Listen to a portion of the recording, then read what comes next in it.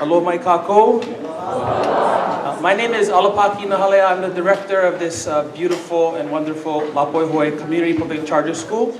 On behalf of our school, we'd like to welcome everyone here who's come to have a very important conversation and to hear about important activities on our island. I really want to thank my students. When they showed up, I said, hey, we're going to go do our school oli, and it takes a lot of courage to do that. So could we give them a hand, please?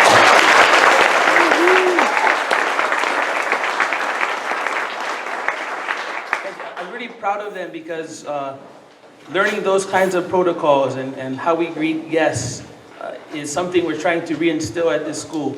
And that only talks about the beauty of this place, the magnificence of the cliffs and the waves crashing the shores. And it talks about the strong winds that blow down at Laupahoehoe Point and rustle those big, heavy coconut trees. If you've been down there, those trees are magnificent. And those, if you've ever seen one fall, you know how heavy they are. And the wind just lifts those, right, and rustles through those winds.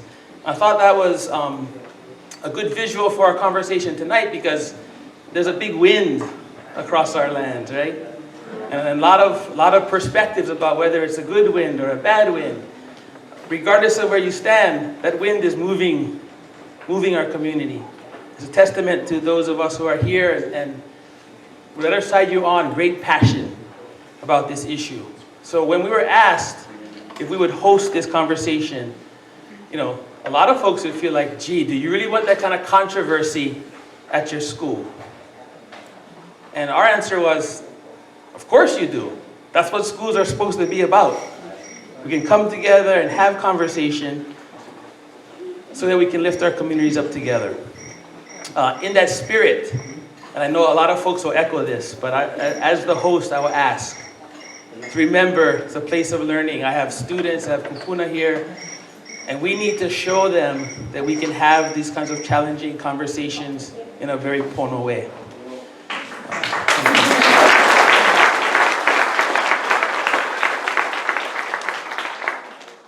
In closing, I want to give a lot of credit to Hilo-Hamakua Community Development Corporation.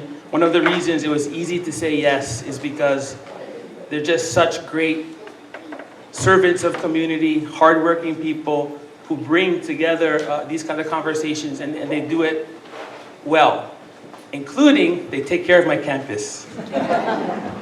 And I really appreciate that. So if you could help them, because they're going to stay here until they move all the tables back and clean up. If we could help them, it would go a lot easier. So thank you very much for the way you guys do that, and welcome. Enjoy the evening.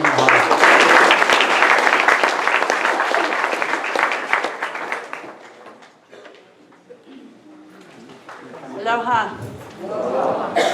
I'm Judy Steinman. I live here in Laupahoehoe, and I am a member of the board of the Hilo-Hamakua Community Development Corporation.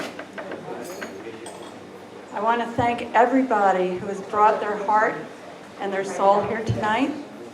I think that this is one of the most beautiful evenings that I've ever experienced in my life.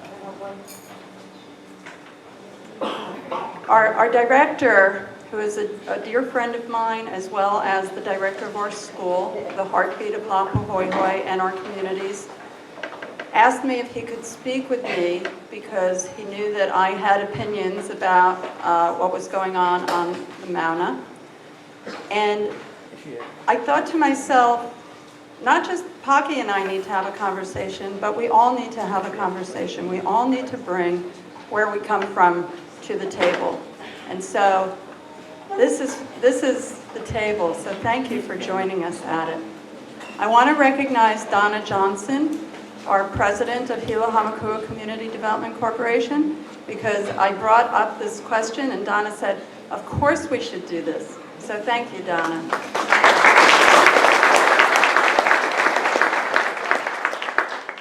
Each of the 4 evenings that we have scheduled for you, we have 3 speakers. We've invited somebody to give us a perspective on the culture.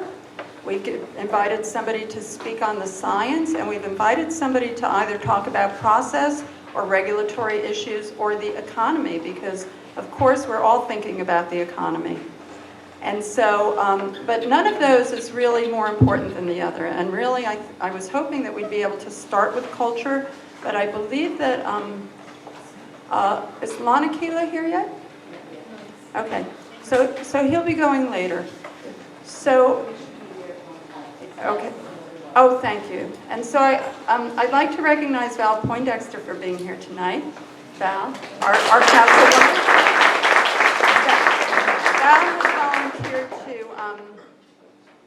Val has volunteered to act as a facilitator. So when you have questions this evening, you will, there are cards that are being passed around. Please write your questions down. Members of our board will pick them up, and Val will do her best after each speaker to raise those questions. So before we get any further, I would like to invite Hank Fergestrom to come up.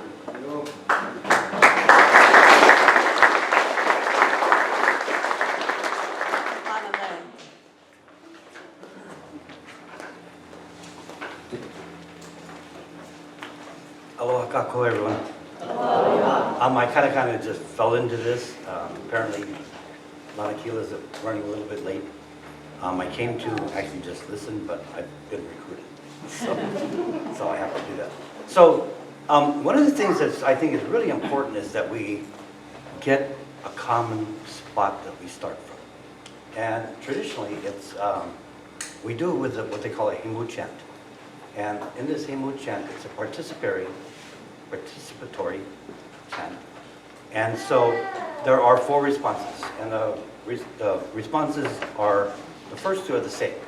And by the way, it's preceded by 2 claps, so the responses are Himu. Say that word.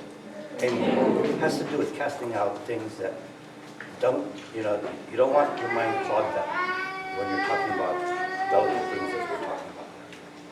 So the first 2 are Himu, they're both the same. The third one is Noa, or to set free. And then the fourth one is Noa Honua, also set the earth free. Okay? It's really kind of nice because it's a participatory chant. And so it becomes very apparent who's not participating. Okay, and so all we want to do is get on the same page so we can have a really lively, good, and humble discussion, yeah? And I don't mean to take away from Lanakila, he's just not here yet, so I'm kind of just filling in. So, if you don't mind, can we stand up? Because you're going to have to do some clapping.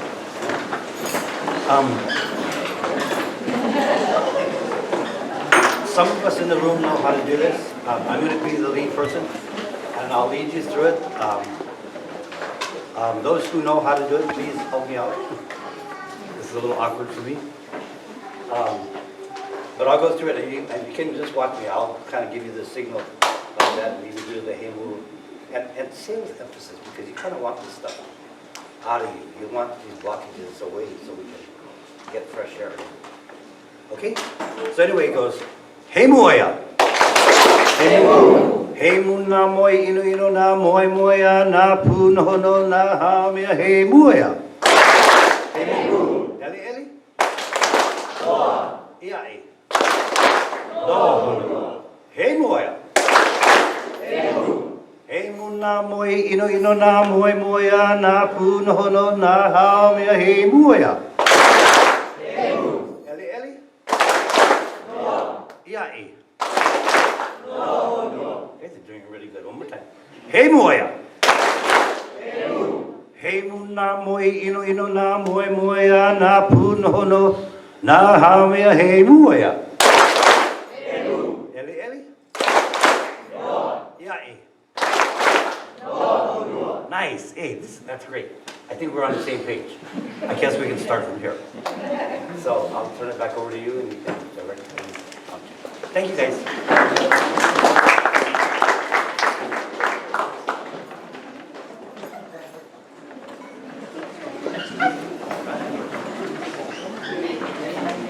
So I'm going to introduce us all now to Gerald DeMello, who is a member of our board of Hilo-Hamakua Community Development Corporation.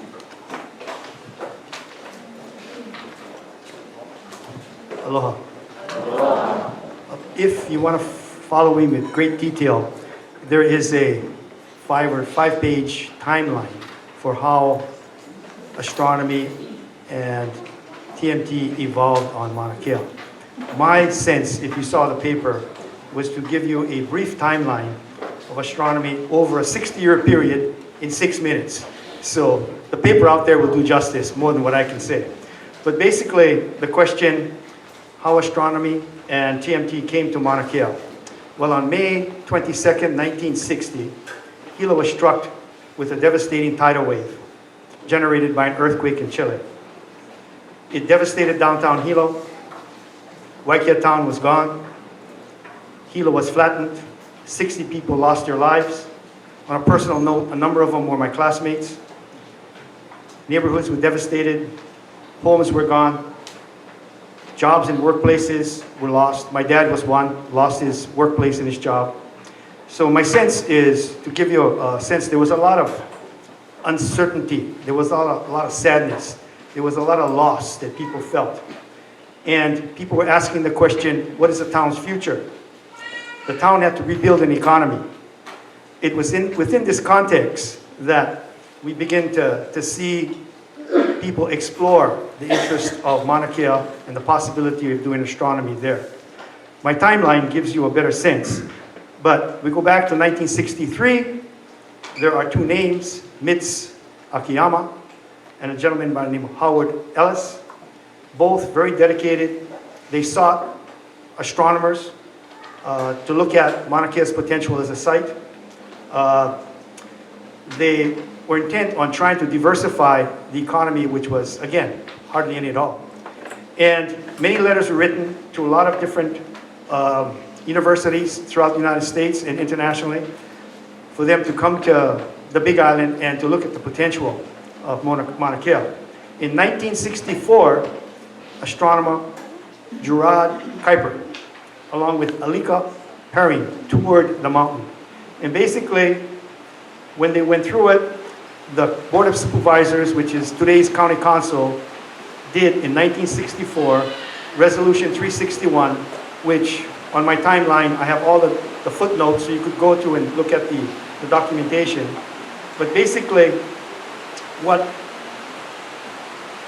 Kuiper and Herring say is that if you look at Mauna Kea, it is probably one of the best sites that they've seen, and they went throughout the world for doing sighting or observatories.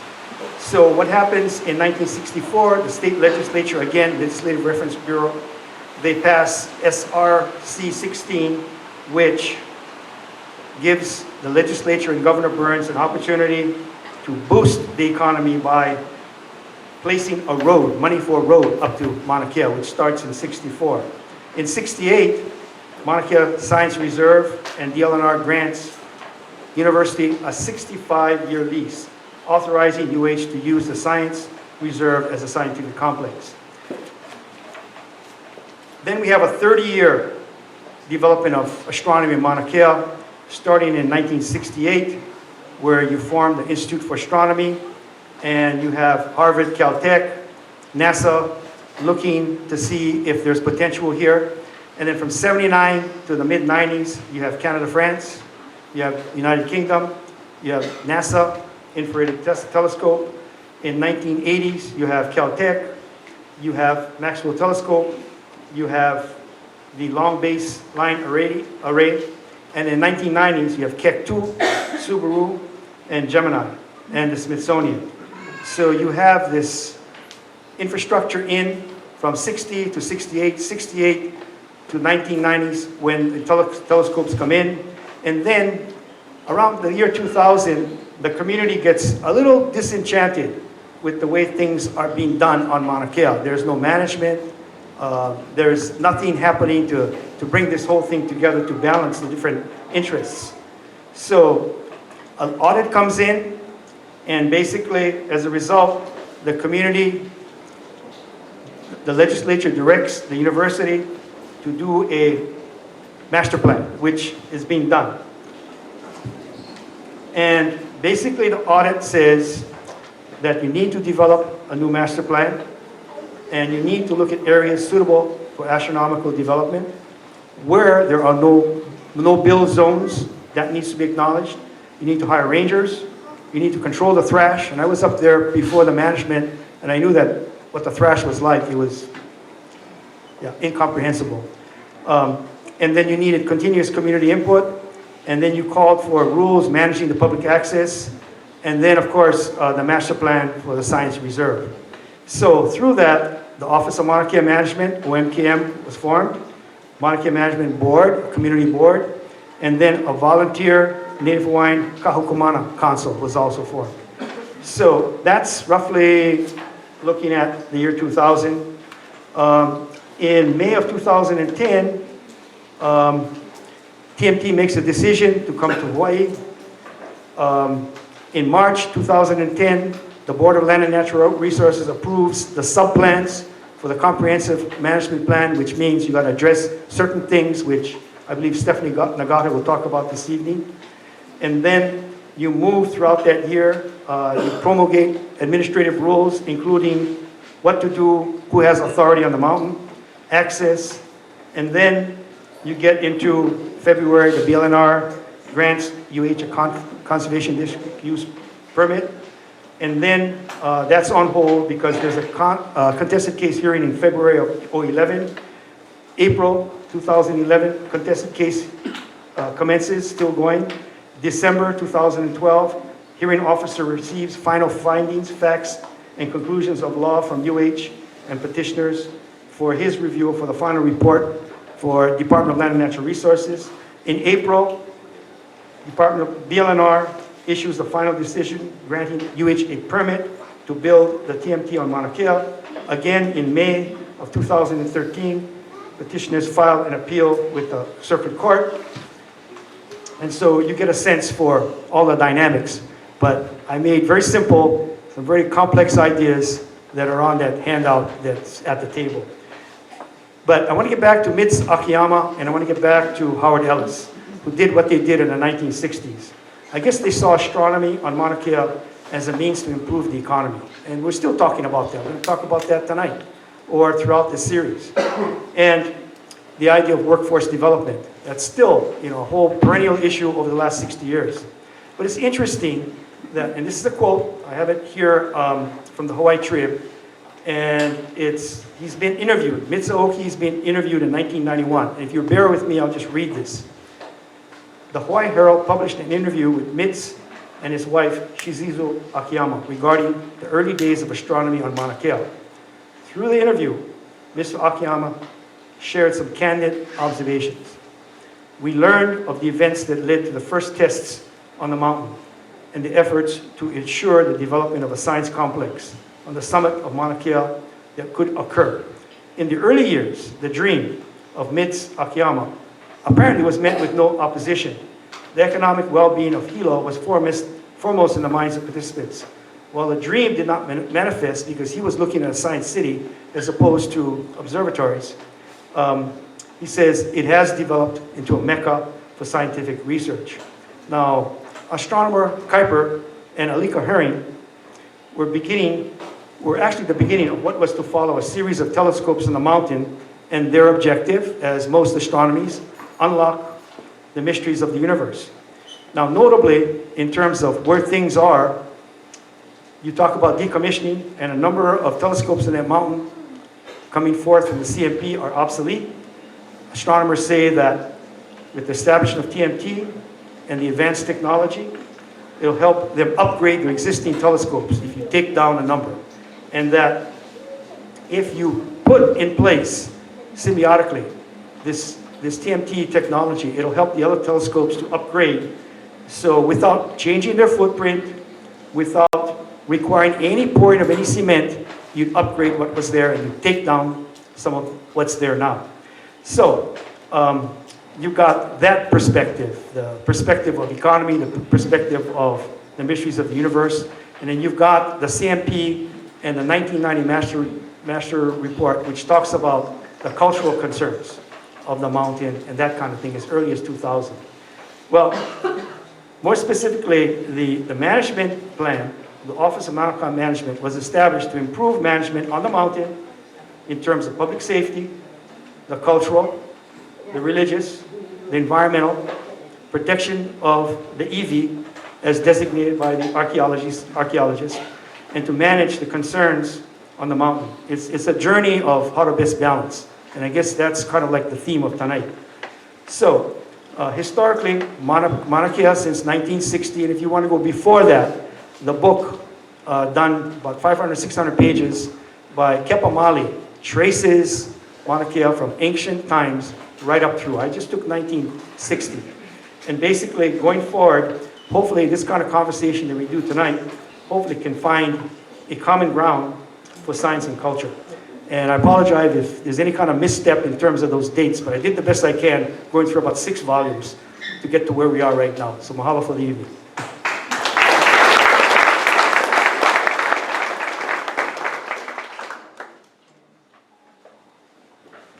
Mahalo, Gerald. It's always good to have perspective. So I'd like to invite Lanakila, who's just arrived, to come up.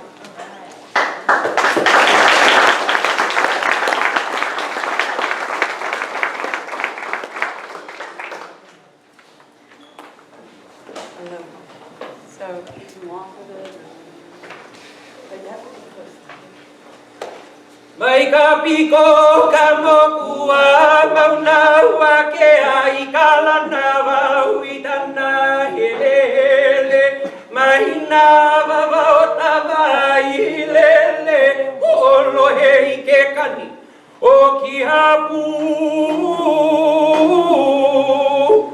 Hamakua ku uho me kurai vine I wahi mohala O na pualani, hamakua ki hiloa, ki henelehua, wahi pana o liloa, e huluna kanu o kaina e. Mai ke akua, mai ke kino hiloa, anakua kamao kaina ne. E ola, e ola, e ola mau e.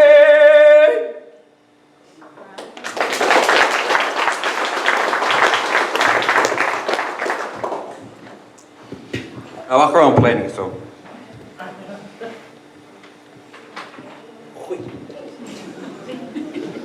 Aloha. Mahalo anui loa no na ohana no ke iwahi o Laupahoehoe.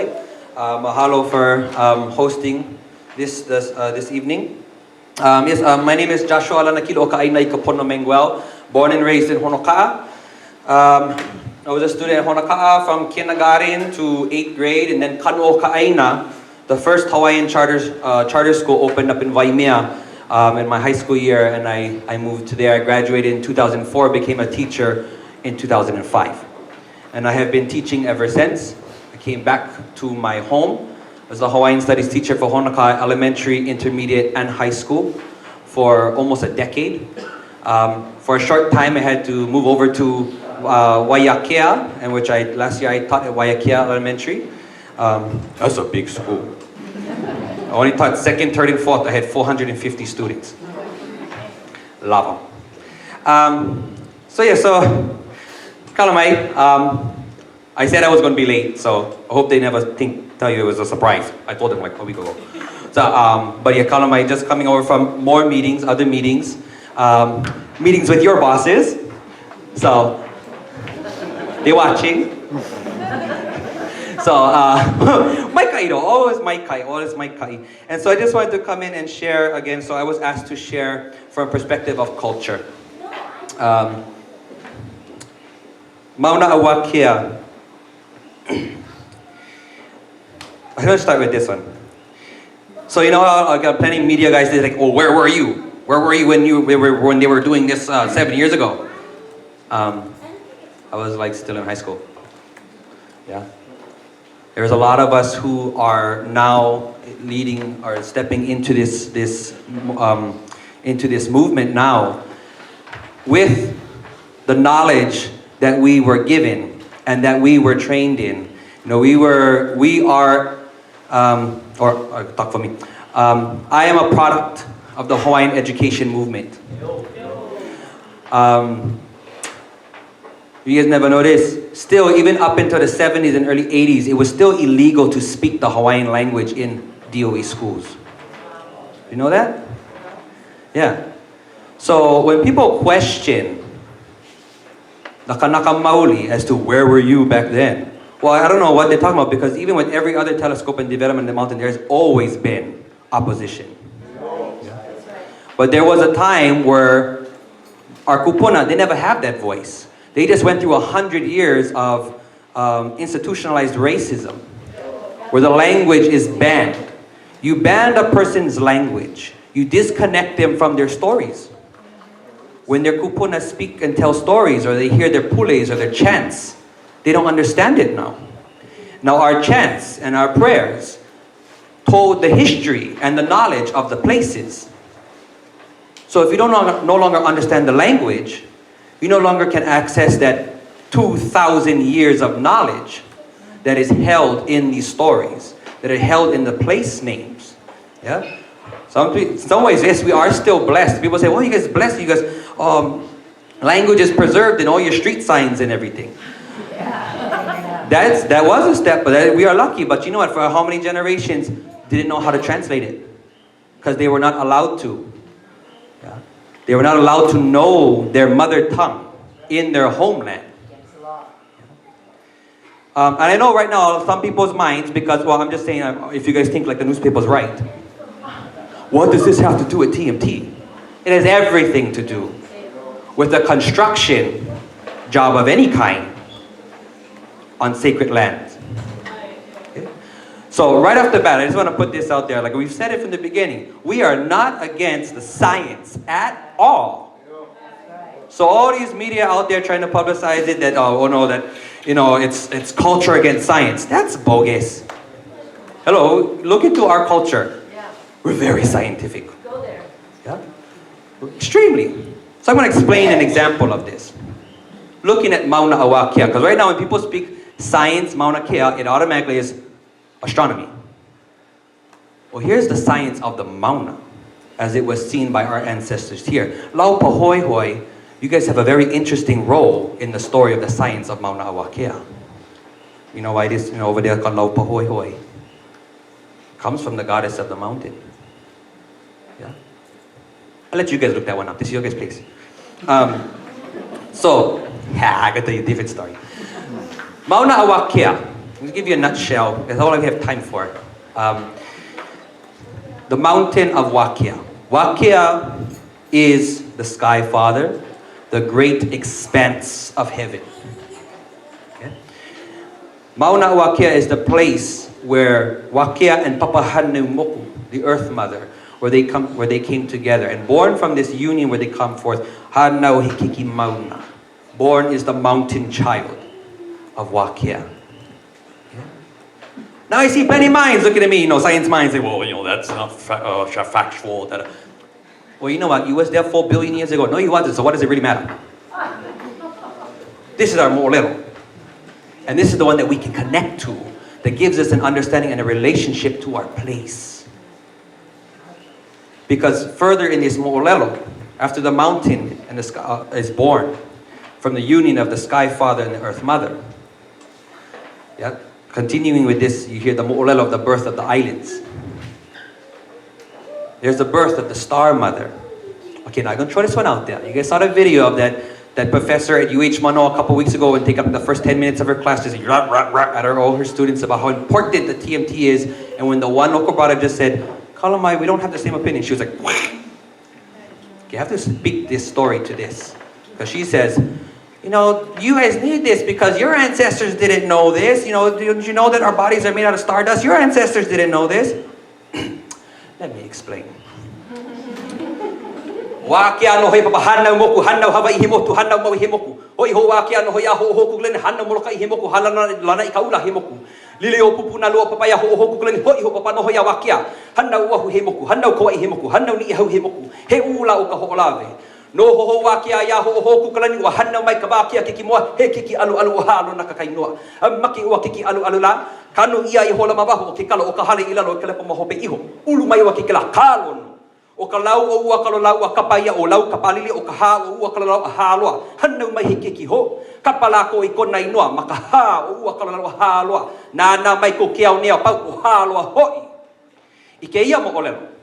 In this story of our creation, Sky Father also finds union with Ho'ohoku Kalani, the Star Mother.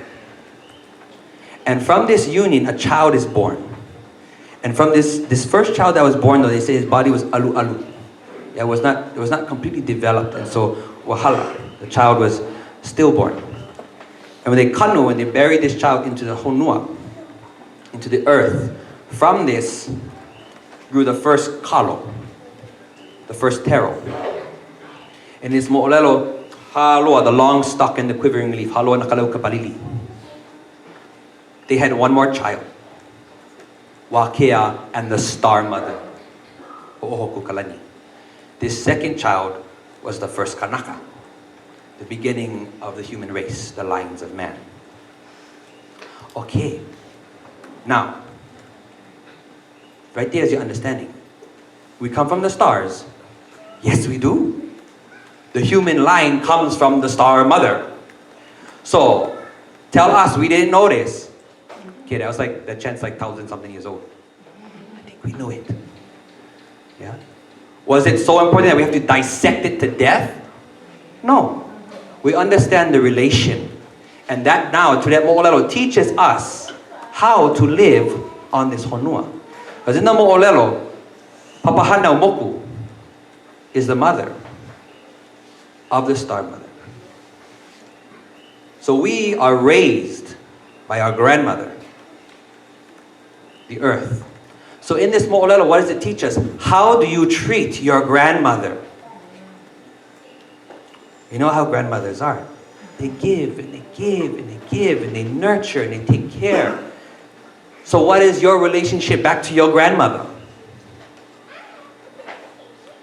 If how we live and take care of this planet today is an example of how you take care of your grandmothers, shame. But you see how our science gets us to think at these things? It gives us another layer of connection, of understanding how we live. Continuing now with the mo'olelo of the mountain. Now the mountain is born when Kane, the creator of life, whose main kinolau or body forms we see manifested in the sun and in the fresh waters. What's one of the two most critical elements you need for life on the planet? Sounds pretty scientific to me. Yeah? Kane has to do with heat. Yeah? From the core of the earth to the sun up above, and the relationship of the two. Getting kind of scientific, I think. But in this understanding, Kane, when he comes over this land, he falls in love with this mountain. It's upon this mountain he bears forth his sacred daughters. The four primary daughters of Kane: Poliahu, Lilinoi, Waiau, Kahupo Kane. What are their forms? Poliahu, we all know, the goddess of the snow. Lilinoi, the goddess of the mists. Waiau, the goddess of the lake. Kahupo Kane, the goddess of the springs and the thunderstorms that come. What do all four of these deities have in common? They're all water. They're the daughters of the God of life, whose main form is water. You see the ohana, the family, and this understanding? So that he bears these daughters on the mountain. They're given kiai, guardians, who also watch over them. Ki pu'upu'u, kuauli, the hailstorm, the blizzard, water. Lihau, the frost. Mo'oinanea, the matriarch of the lines of the Mo'o, the dragon clans, guardians of water. A couple thousand years, we recognize that the mountain obviously brings us our water. It is this mountain that stops the clouds, that prevents them from just floating over us.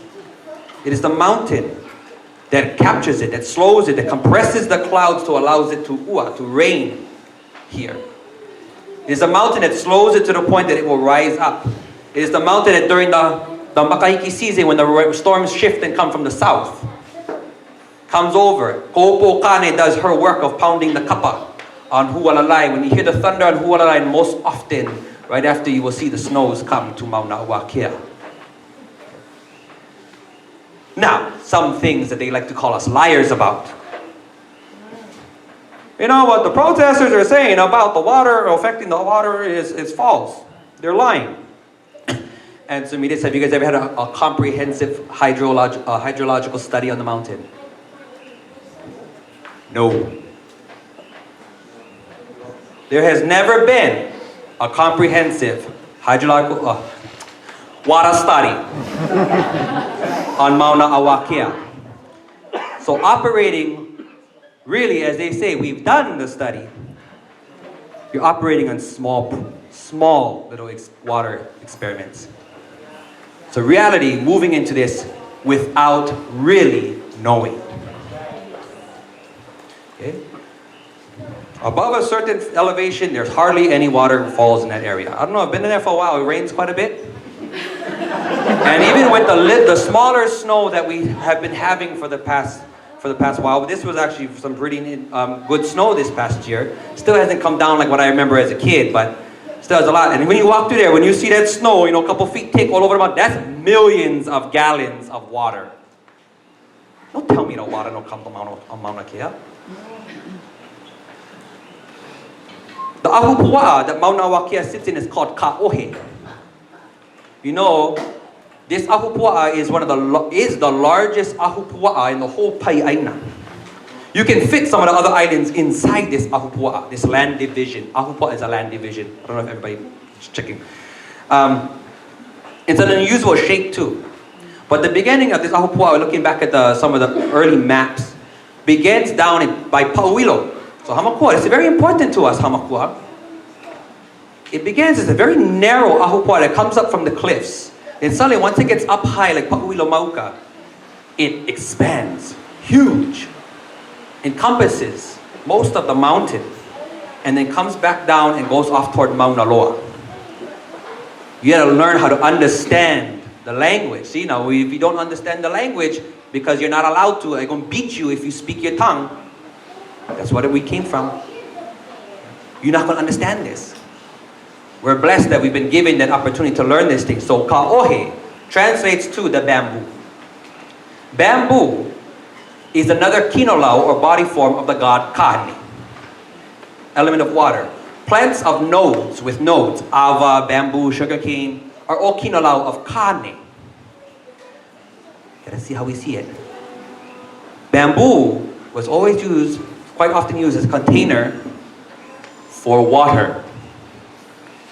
In the name of this land, for generations back, it is the container of water. Okay, so a couple months ago, UH all over the news, we discovered water in Pakulo area. Duh. You're in Ka'ohe. We could have told you that 1,000 years ago, get water up there. You're shocked that the water's up that high. Get Kahopo Kane Spring. Kahopo Kane Spring's over 9,000 feet elevation. So that means there's water movement inside the mountain. That's called open your eyes. Sometimes, going with all the instruments, you blind. Makaala. Sometimes we so smart, data. Too much. Look, Nana, listen to the people who's been here for a couple thousand years.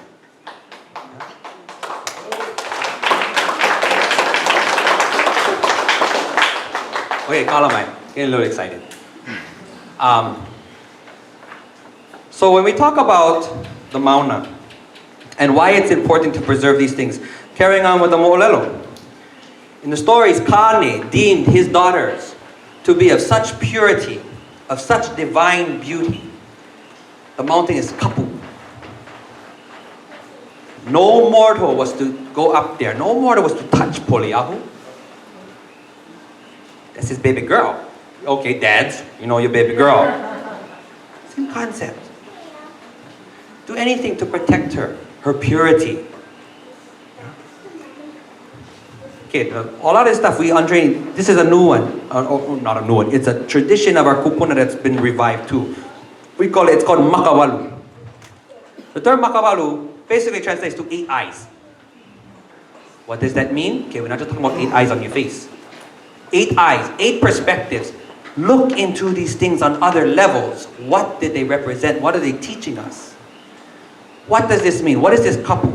If Poliahu is the snow, the kapu was to forbid Kanaka, humans, from going up into that realm and contaminating Poliahu, contaminating the snow, contaminating the highest waters, contaminating the crown of the aquifer.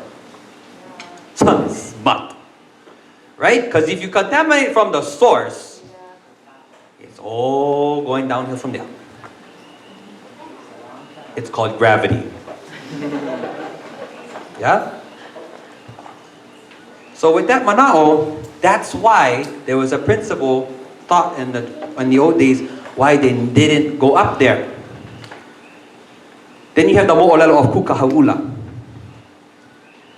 Kukahaula, a Kanaka, an ali'i, who had such a love for the mountain. And as they say, looking at the beauty of the mountain represents the beauty of the goddess that dwells up there.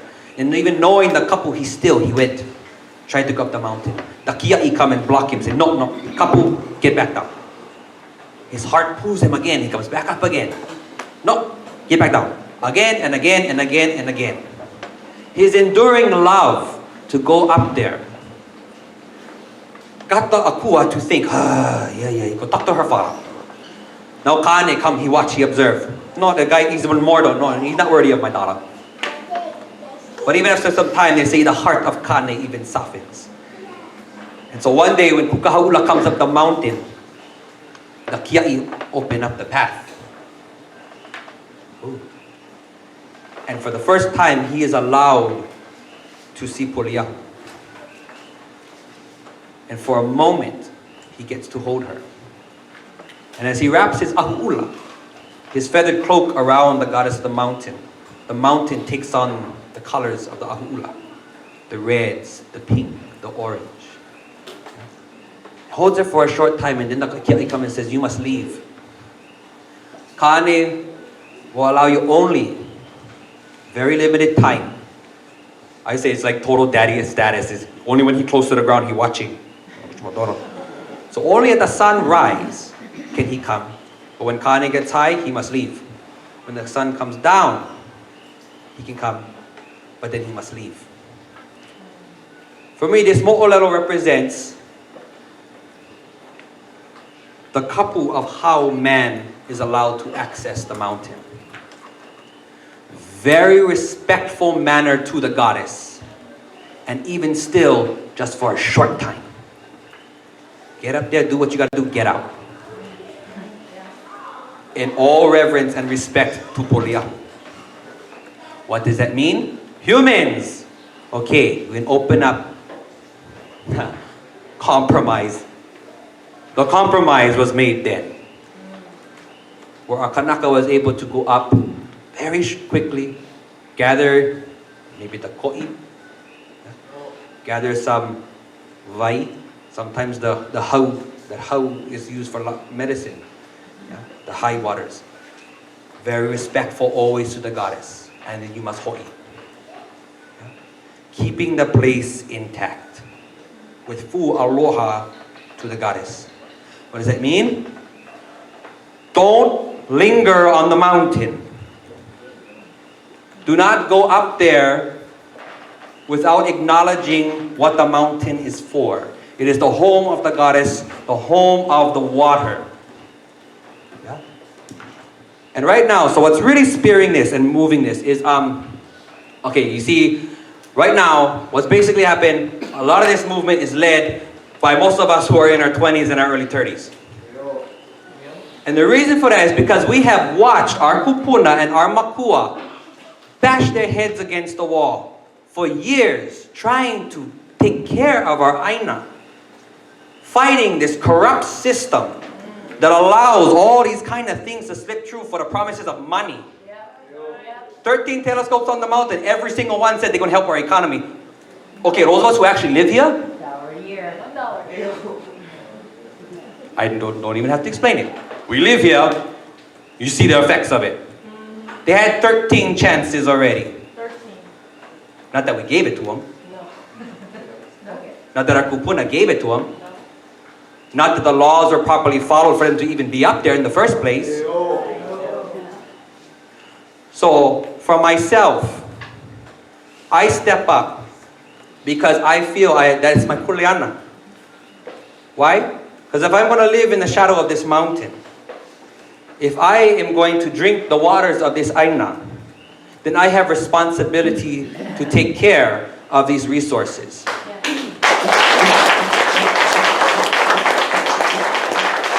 As every single human who is born, you are born with that natural responsibility.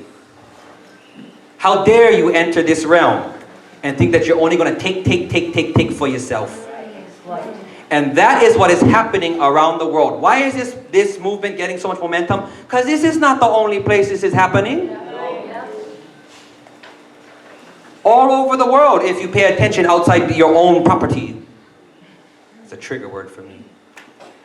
If you pay attention to what's happening in the world needs our scientists. The world needs education. But where are we directing that energy to right now? Right now, Hokulea making this big worldwide voyage. Yeah? Our canoe, using the stars, ancient wisdom, being followed by all the gizmos and the gadgets. You know what the purpose of this one is? We've already proven we can sail by stars. That's not the objective. What is the objective of this sail? To spread a message. What is the message that Hokulea is carrying with them from Hawaii to the world? Malama honua. Take care of the earth. On top of Hokulea, right now, that's actually passing Australia. What ocean are they in? Oh, they're in Sydney. They never leave yet. Okay. But they're getting ready. On top of the va'a is a pahu, a box that was carved. You know what's inside that box? The pohaku from Mauna Kea. That set off a year ago. Now, with this movement, all over the world right now, people are speaking Mauna Kea.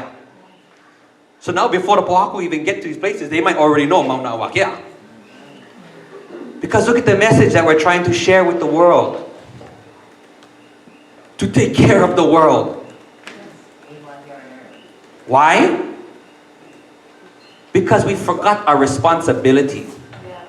We are living in a way that we're caring for ourselves. Uncle Richard, we talk a lot about the oil. And I supported you in OHA and the understanding that that's a very important thing that we need to pay attention to. Yeah? But there's two different perspectives of how to approach it. Oil prices are going up. Why are they going up? Because we're running out of it. Or it costs a lot to steal it from other people. So how do we address this? We got to make more jobs so people can work, so they can pay for it as they continue to inflate the price. Do you see a sustainable practice to that? Ole. and I support the efforts, all efforts, for green, sustainable energy. Back 2009, I went to represent Hawaii at the Power Shift Conference. You ever heard of it? Most of you did. Why? Of course, the media's not going to tell you about that. It was the largest gathering in the history of the United States for green energy and environmental justice. Of course, you're not going to hear about that. A celebrity's butt is more important than that. Where are our priorities? So from back then, the push, and you know what? I was interested at this conference. 12,000 attendees at this conference. 90% 25 and under. So to our makua and our kupuna here, the next generation coming up, many of us, whether we know it or not, we've observed the hell that you have gone through.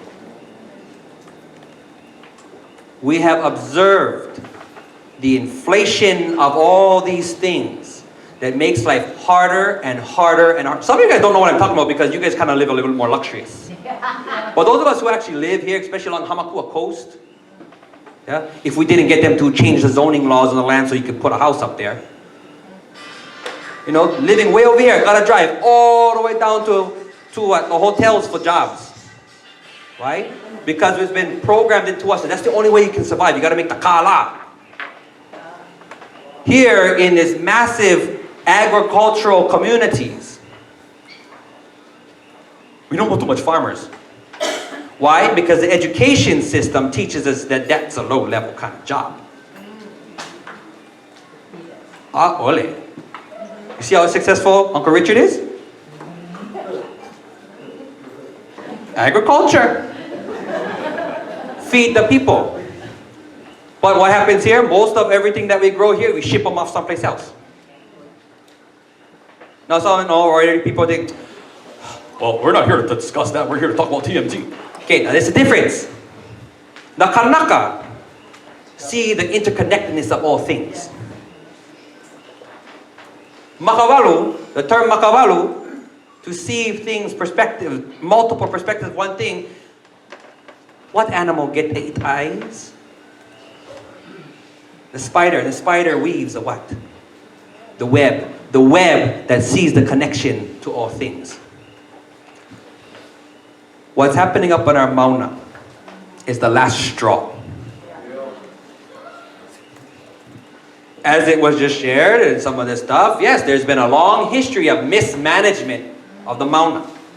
Let's remind us all, the mountain, what is the zoning of the mountain? Conservation. Conservation. That was put out by the American government. Conservation. What's the purpose of conservation land? To conserve the land. You guys been up Mauna Kea lately?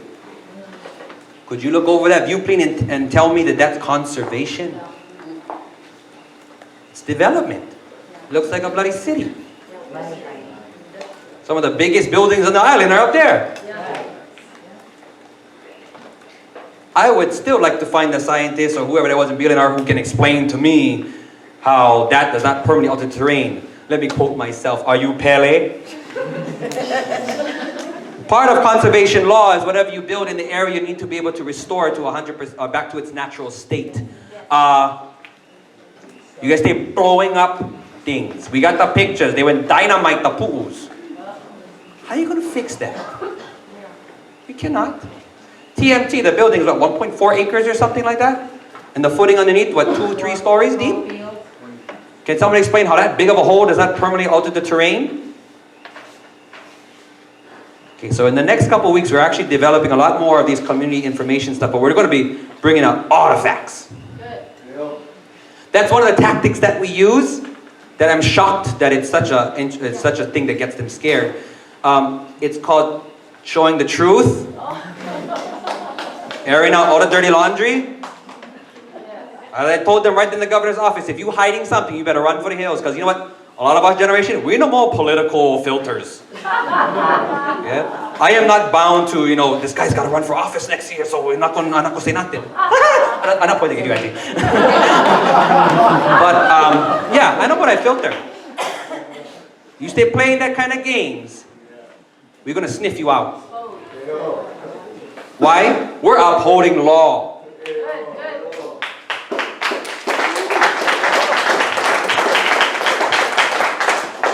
Cultural perspective, if you look back in our history, we was real strict with our laws. If you look back at our history, most of our kapu were environmental laws. They were environmental. Of course, if you only look into it to the point of like what 4th grade teaches you, the kapu system was if you catch a fish in the wrong time of the year, they're going to kill you. Really? You want to think a little deeper into that? Natural resource management. Since we've lost that, okay? Some of you guys maybe just move here and you think you're looking at Hawaii like, wow, it's absolutely beautiful. You realize that you're looking at complete devastation. Yes. You look at the beautiful rolling fields of Waimea.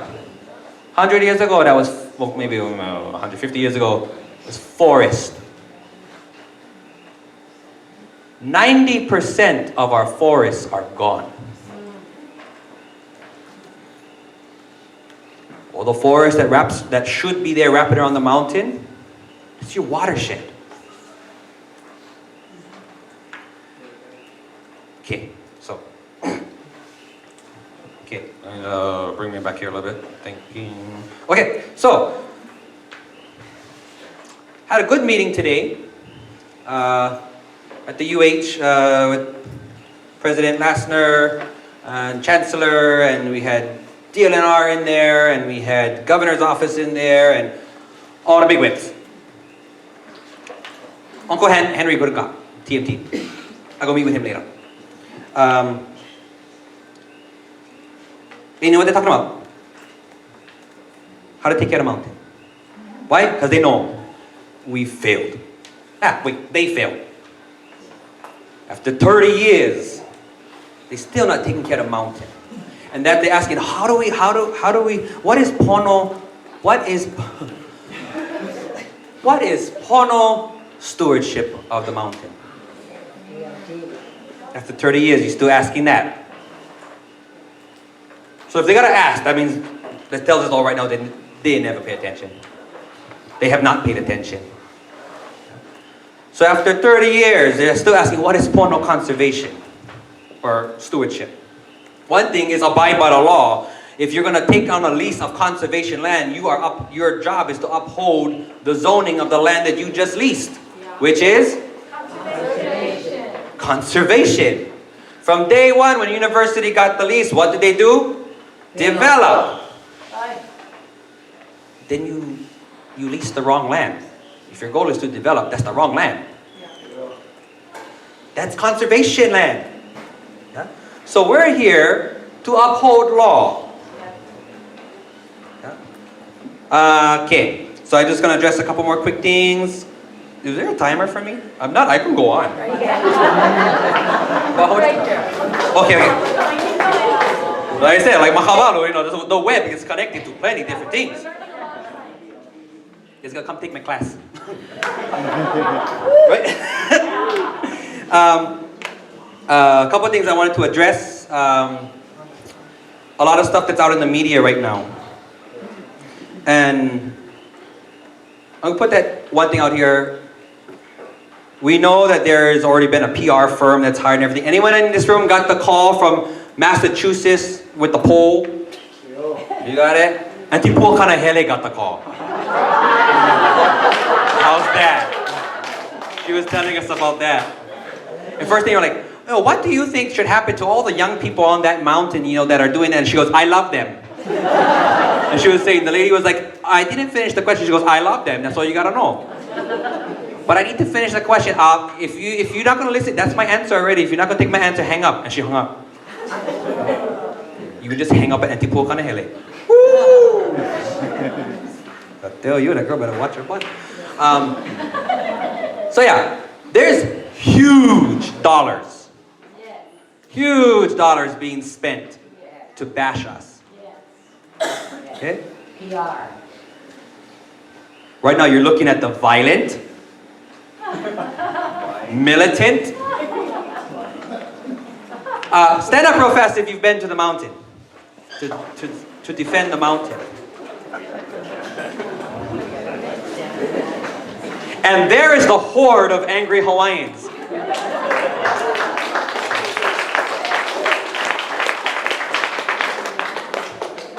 Don't believe everything you read on the news or watch on TV. Yeah? That's the kind of silliness that is going out there. That we're anti-science. What? Yeah. So one thing that we have an agreement right there at that meeting we're going to come out with our own press release in conjunction with the protectors, with the UH, with the state. Yeah? Because we can't trust media. No offense and but to show, we're having civil conversations. We're being pono. Freedom of speech. Some people like to make constant calls and bug the police and the DNR officers that were being unruly on the mountain. But you know what they tell them? Yeah, right. They bugging them more than us. Because we know how to conduct ourselves in our sacred place. So in addressing the media situation, anything to sell. Yeah? Anything to sell your newspaper, anything to get it on the news. You know how that goes. And again, that's not anything toward directly to, well, I don't know. I can't say that. I was going to say, I'm not going to blame everybody, but I don't know what you do. So, let me see. Are we doing questions after? Yes. Okay. So I guess I'll wrap this up. As far as the stand on the mountain, it's not going up.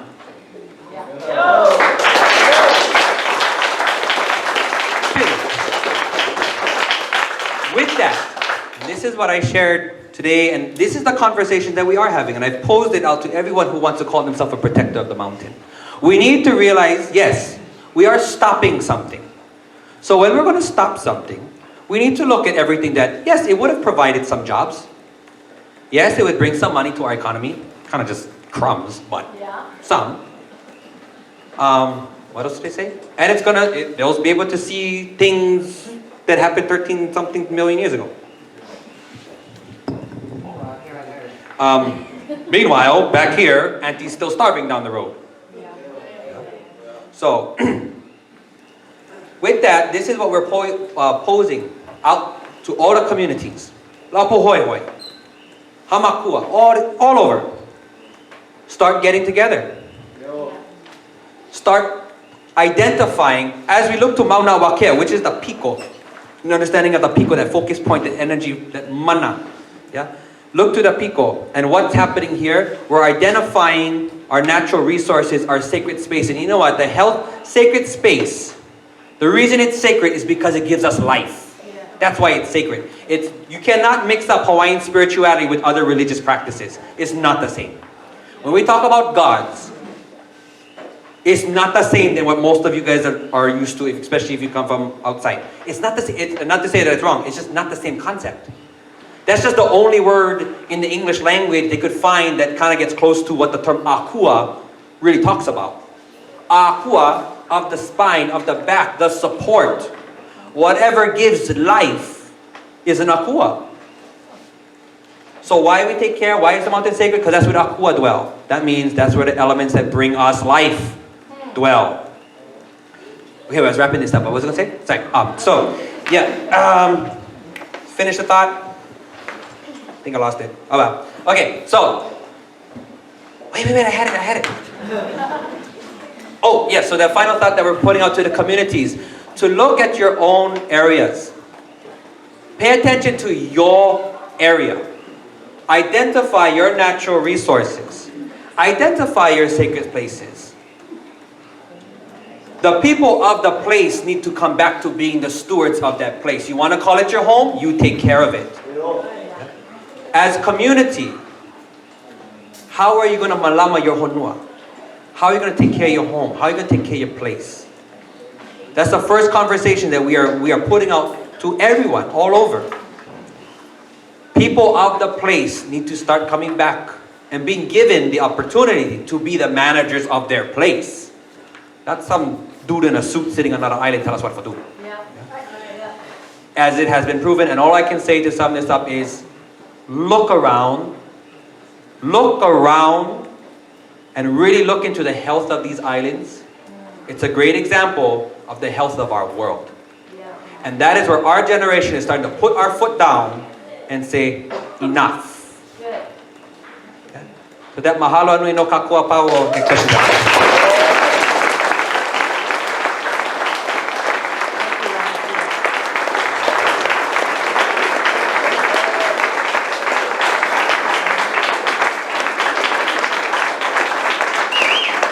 Lanakila, don't go away, just in case you have any questions. There were cards that was handed out earlier. You have a question? Yeah. She's gonna get them, and I'll read the question.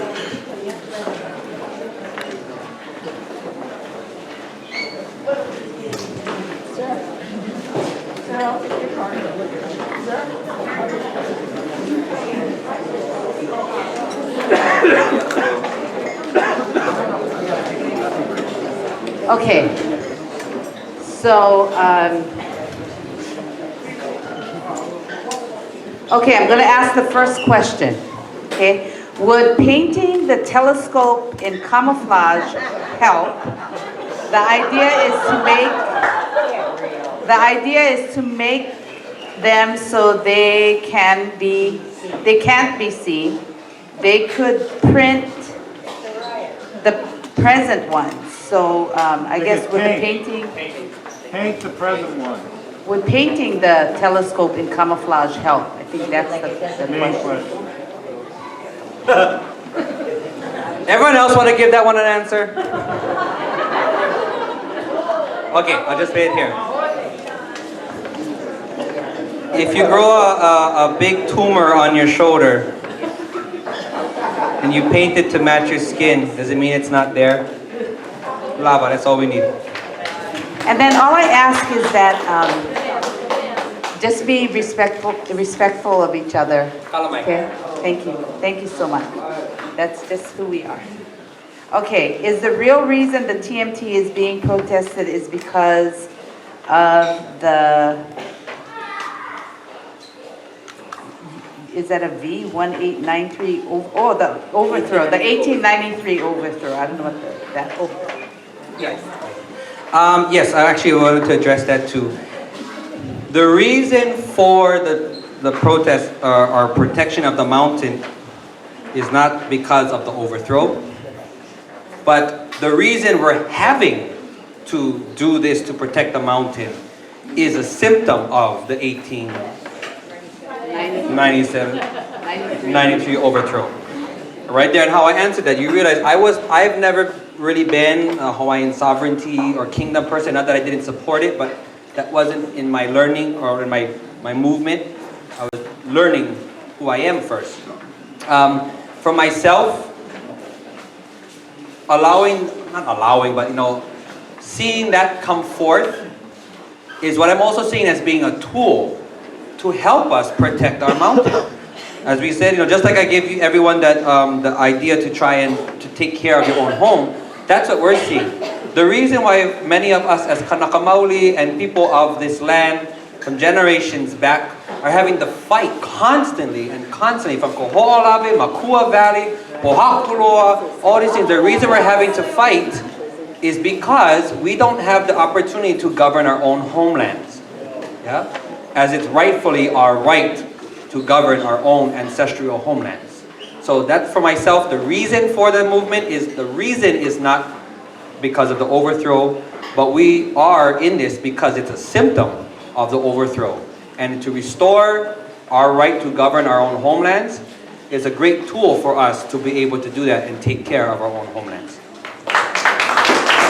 Okay, what we're going to do is, I'm just going to do 5 questions because we have another speaker, but I have all the cards here. But no, because some of the questions I think is, like, how many telescopes will you take down? I cannot ask Lanakila that.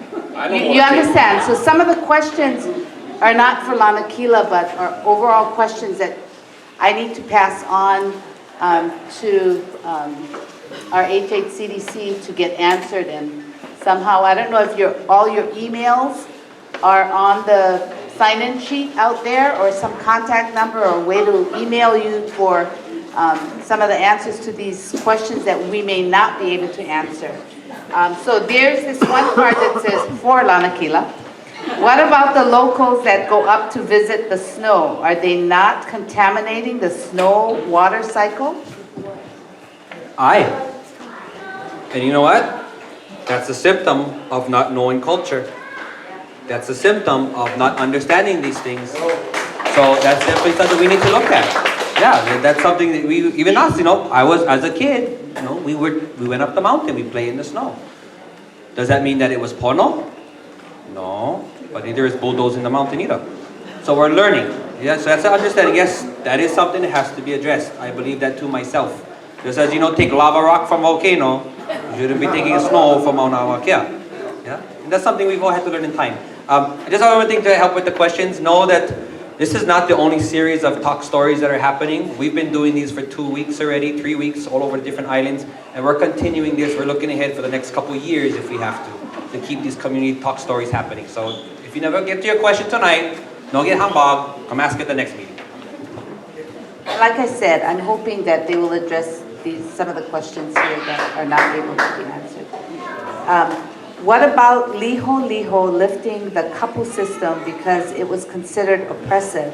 Do we just ignore that part of our history? Okay, this is a good one. Yeah? Who taught Liho? The missionaries. Go look up your history. Yeah. We are also in the state right now of not having the kapu system. That's like telling me the American system is not oppressive.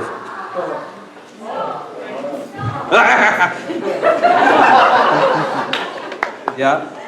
But you know what? There are things. Just as every civilization has evolved, definitely I feel from that time, getting perspective of things can evolve. However, remember this, those kapu systems is what made these islands inhabitable for over 2,000 years without wiping out our natural resources. In a little over, almost 200 years that those kapus have gone away, look at the land. So yes, you know what, those kapu systems, sometimes they were pretty strict. But because they were a law that addressed something far more reaching than just immediate thing. Nowadays they just want you to get arrested because they make money off of you when you sit in jail. Yeah? The more they can get you back into jail, the more money they will make. So the kapu system doesn't allow for that. The kapu system is, this is the law, this is the rule, you broke them. Because we cannot afford to have 1,000 broke again kind rules. So yes, the kapu system was strict, it was rigid, but that's because, okay, quick example. Like I said earlier, you kind of hear the thing, all you hear is catch a fish out of season and you was going to put to death. You understand what that's about? So you have the right, okay, because Americans love to use that one. I have the right for catch this fish out of season because I want to eat that fish. The reason why this fish might have been put under kapu at that time is because it's in its, what they call it? It's in that time of year when they make babies. Spawning season, yeah? Call me if I don't know the English word. Yeah? But that is when they are reproducing. So if you taking your greed for have this when you want it above everything else, and you take that fish out of season, you're not just wiping out the one fish. You're wiping out a whole process that's going to bring forth a whole other genealogy of fish. That's not only going to feed more people, but feed the rest of the ecosystem at the same time. So you putting your greed in front of the health of the entire ecosystem. Really. You see how we look at the law. So when you catch that fish, it's not you can catch one fish. And anyway, what makes you more important than the one fish? Just food for thought. Okay. So the last question, and most of these questions are not for Lanakila to answer. They were about why do you omit the judge's decision that the Keck outrigger project would have a significant adverse impact on the Mauna. So these kind of questions, maybe for the following speakers. For Gerald, that question was for Gerald because he also spoke.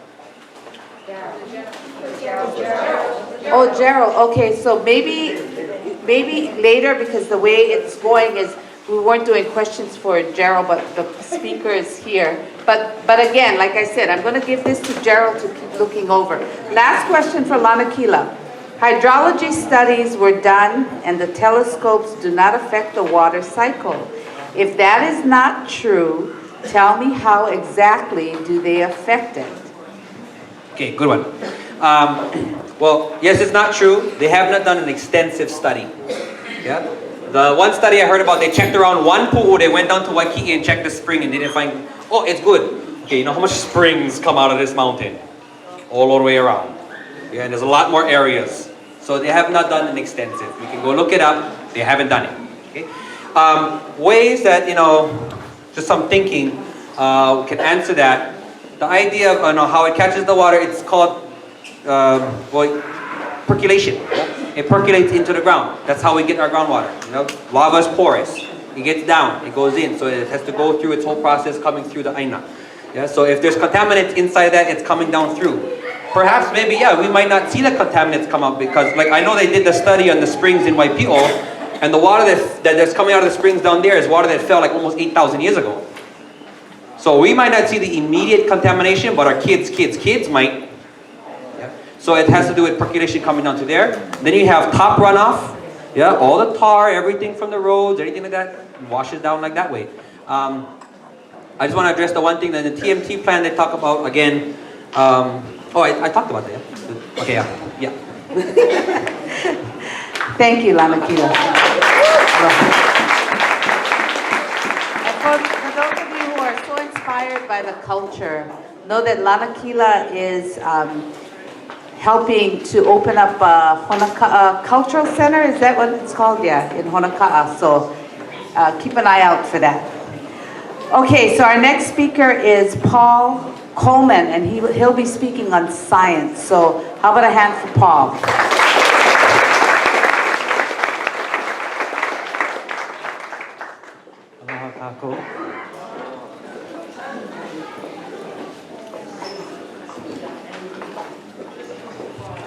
So I get the boring task of talking about science.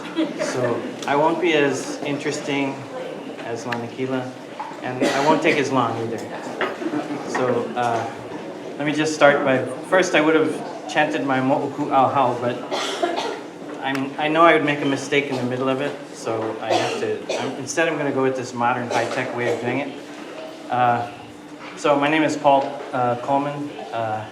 I'm actually an astrophysicist at the Institute for Astronomy in Hawaii, and I'm currently located on Oahu.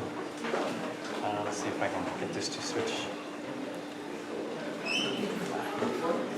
So this is my family tree. You kind of see all the names, but that's me down here somewhere. This side of the tree is German, Portuguese, Irish. This side of the tree is German, Chinese, Hawaiian. Okay. And in particular, I just wanted to point out one part of it, and that's to zoom in over here. On this particular tree, this is the Hawaiians that come from Kohala.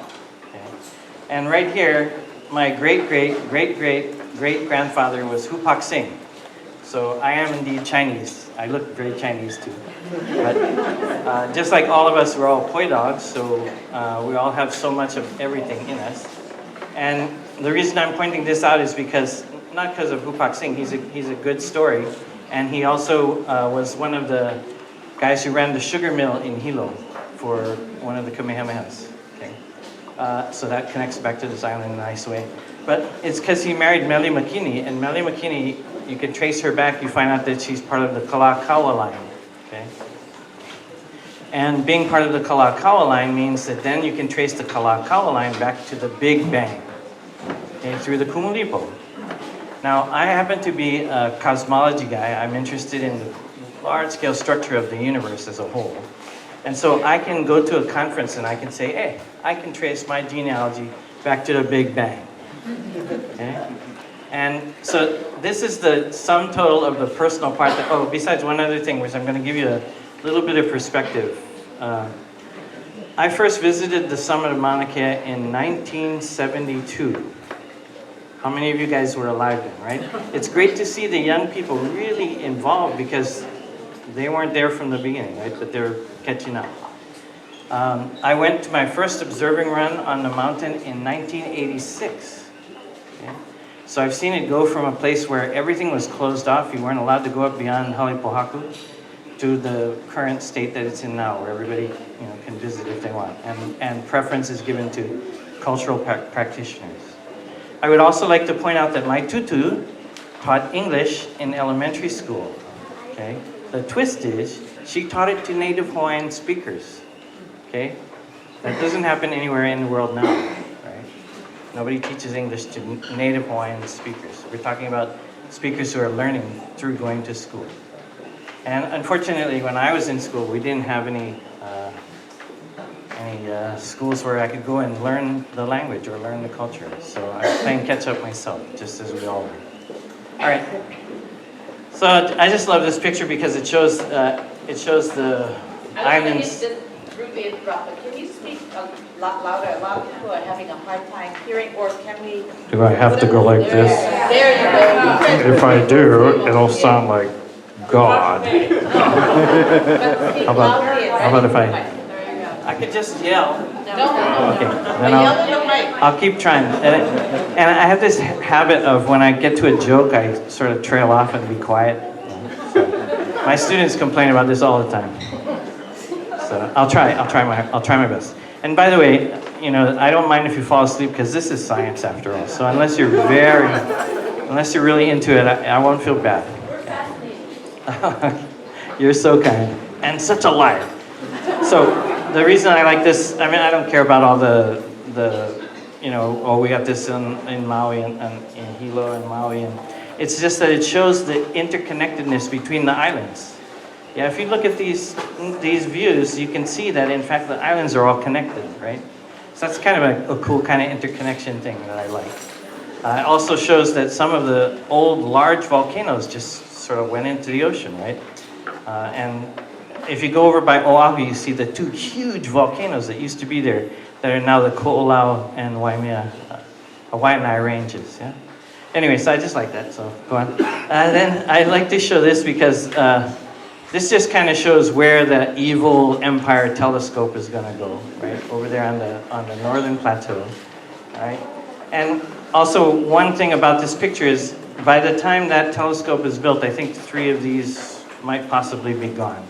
Okay? 3 of the telescopes there already. In this picture alone. We're not talking about over there where there's 3 or 4 more that could be gone. But anyway, so don't worry about that. Now let's talk about the TMT and the science that can be done with it. The TMT will be a telescope that observes from where the ultraviolet ends through halfway through the infrared. Okay, so all of the wavelengths that we see with our eyes, that's the visible, that's the colors right there, the spectrum that's colors. And then some of the spectrum that snakes see, right, it's the infrared. Body temperature, they see thermal things.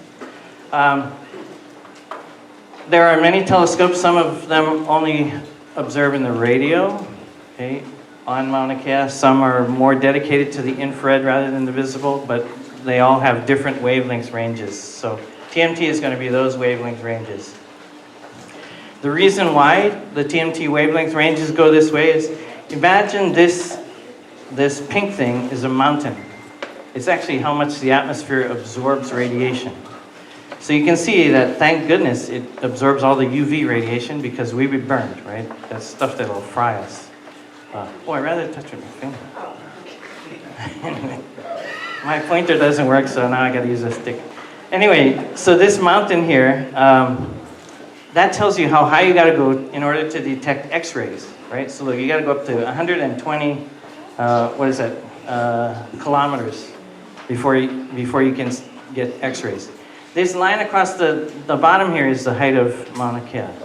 So you can see this is why the TMT is looking in visible to halfway through the infrared, right? Because it's still possible to observe stuff there. Yeah. And this is why we have radio telescopes. They love, you put them anywhere, right? Radio telescopes can work on, at the beach, right? There's no problem with the atmosphere for a radio telescope. But this kind of just tells you why we go to certain wavelengths. Okay. So,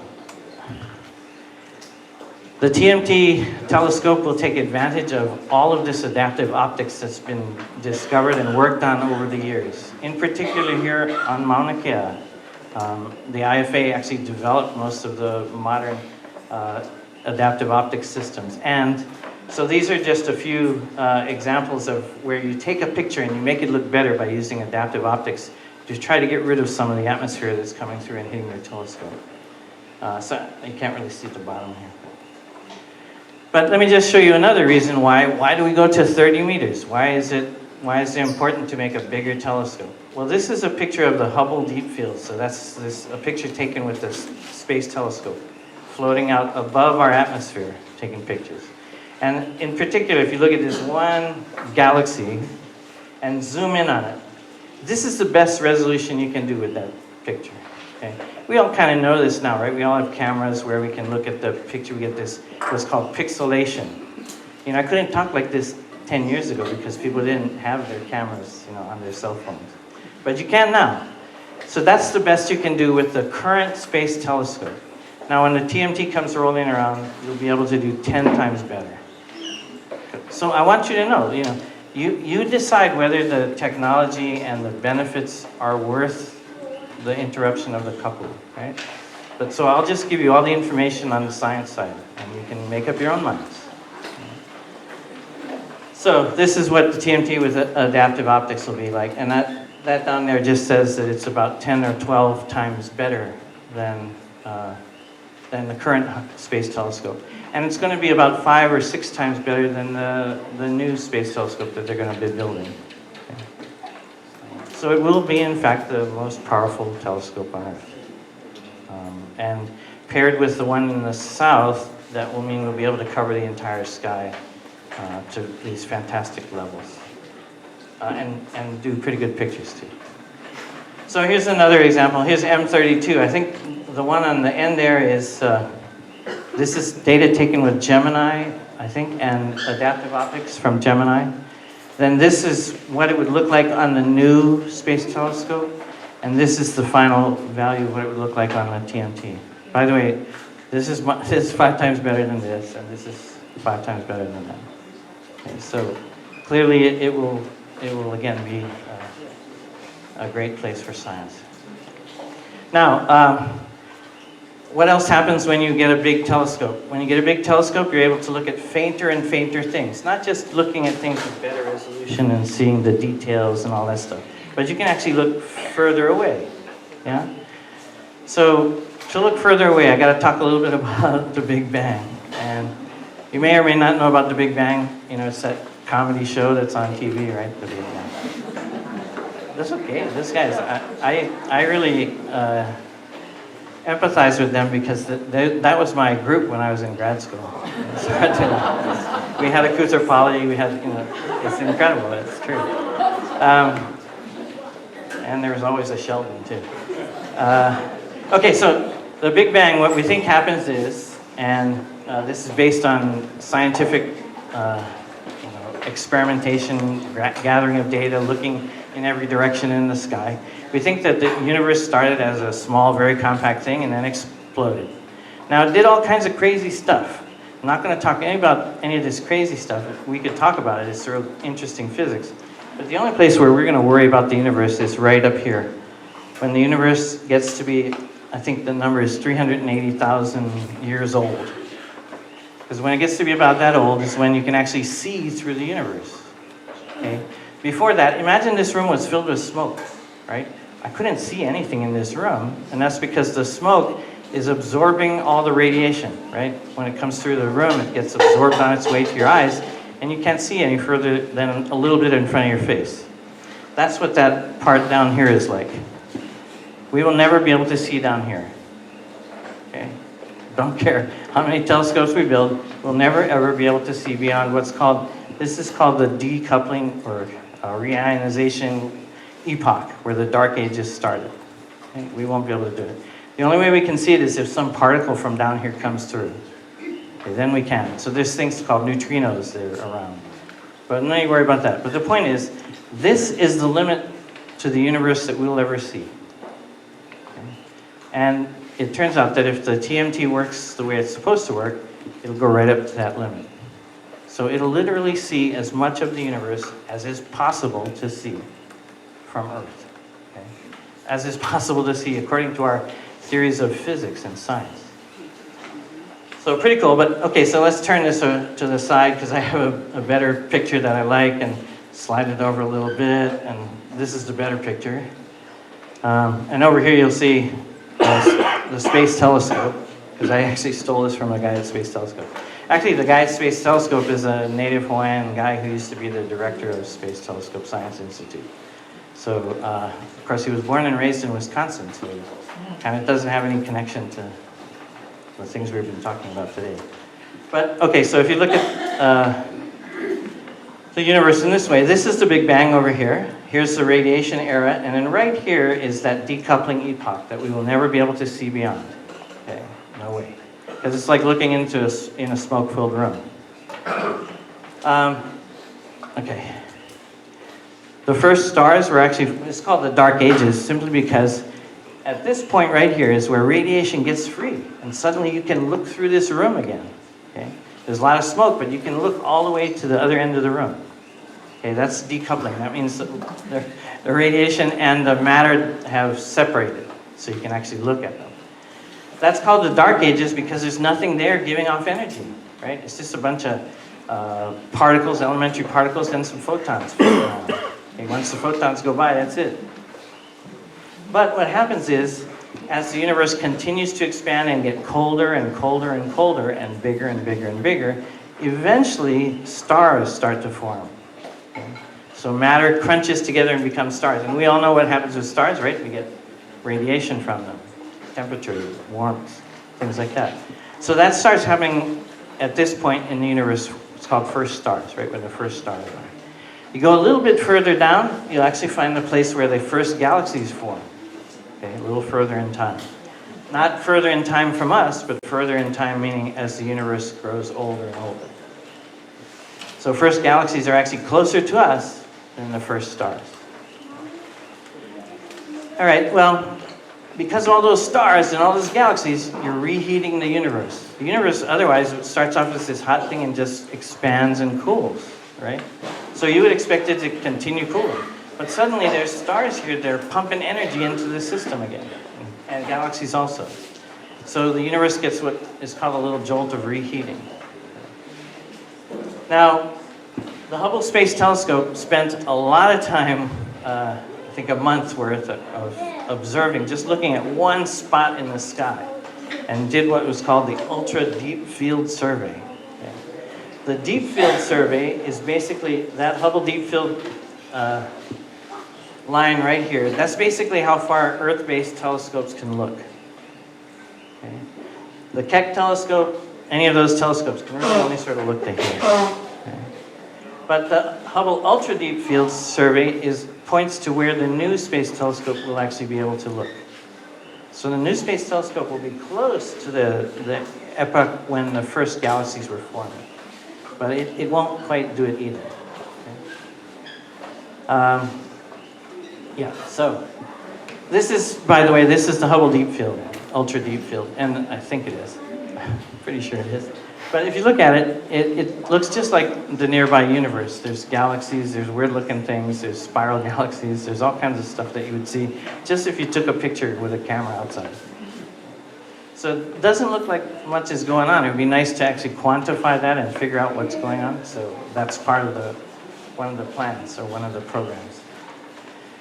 Now, if you replace the Space Telescope with the TMT will be able to go, if everything works correctly, out to the edge of the known universe.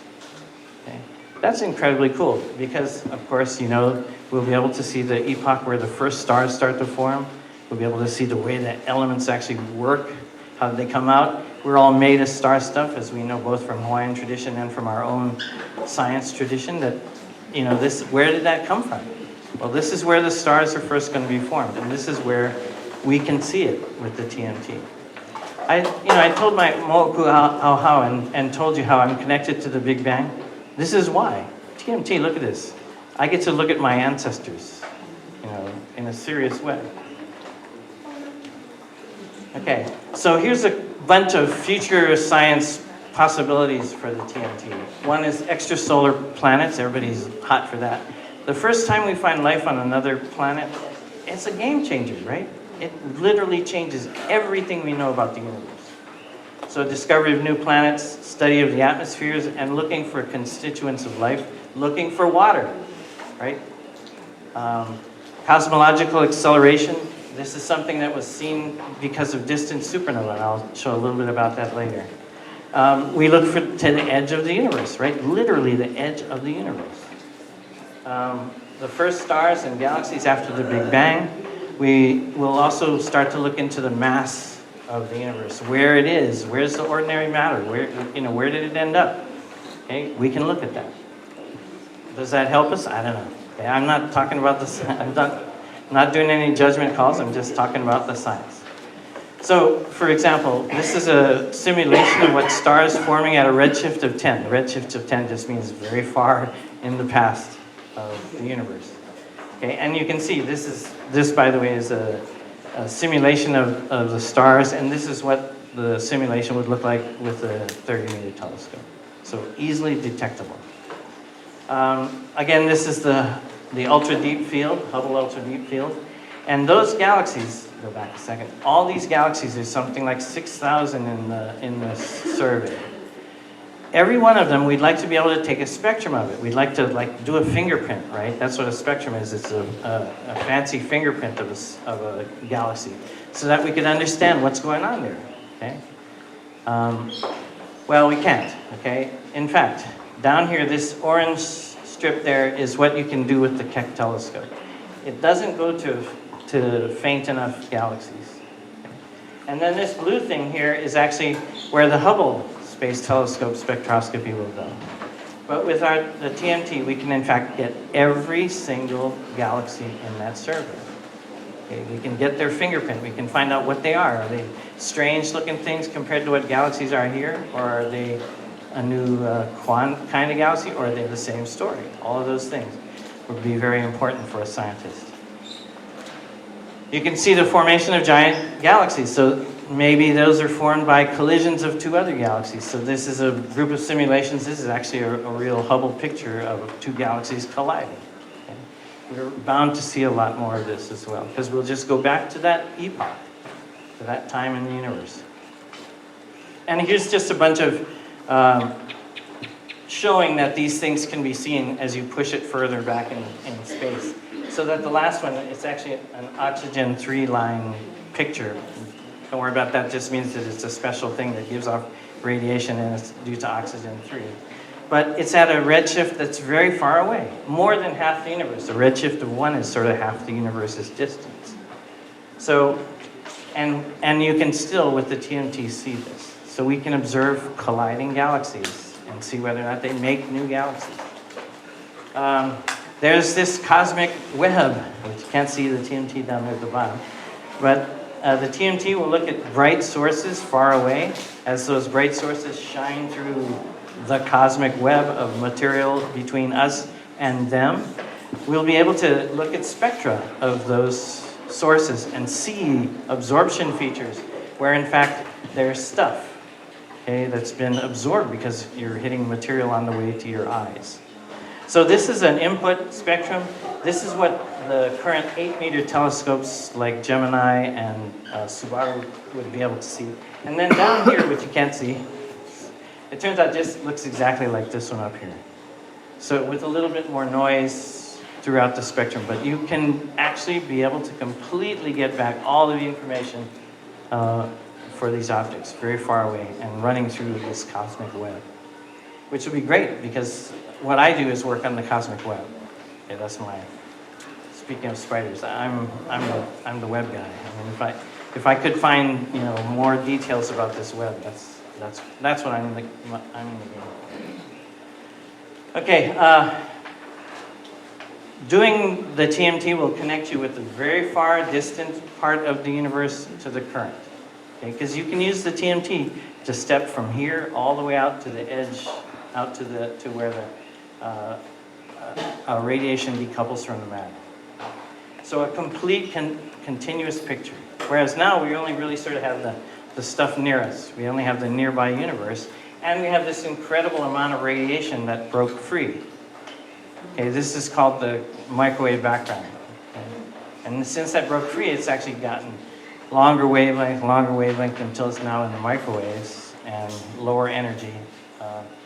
So we can see what the universe may have looked back then, but in fact now with the TMT we can actually step through and maybe get to that end picture as well.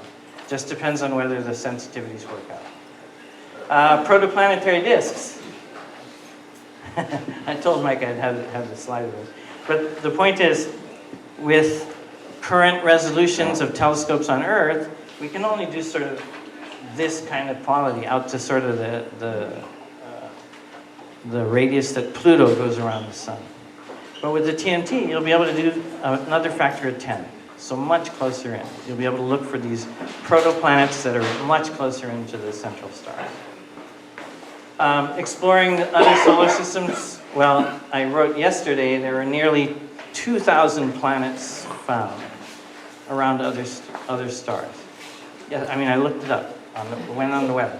Yes, there's a website that keeps track of how many planets are being found. And yesterday there were almost 2,000. Contrast that to when I was a little kid. When I was a little kid, there were only 9 planets in the whole universe, right? Our solar system. But now there's at least 2,000 of them, and probably a lot more. Probably there's planets just about around every star. And as you go over there on the side, you can't really see it. Maybe I'll push this around. A physicist. I can do that. But, most planetary systems are completely different than ours. Okay, they're the ones we see so far, and we're kind of stuck with it, are the things that have like super Jupiters. Okay, so they're very big Jupiters. And direct images have been done sort of on, I guess, 19 or 20 planets, and that's it, direct imaging. But with the TMT, I think it's the next slide. With the TMT, you'll actually be able to do hundreds of them. You'll be able to do planets, reasonably sized planets, out to sort of Virgo, the Virgo cluster, which is the nearest big cluster of galaxies to the Earth. This is also another Mike Liu thing. He's into so many cool planet things. This is a picture, you can't really see it. There's a brown dwarf orbiting this star. Now, brown dwarfs are very faint, and so we need to have the extra collecting area of the TMT to be able to go and see more brown dwarfs and perhaps even closer to stars. 30-meter telescope is required. Just skipped this part. Anyway, this one, unfortunately, down at the bottom there is where the supernova is, and let's pretend that I'm a...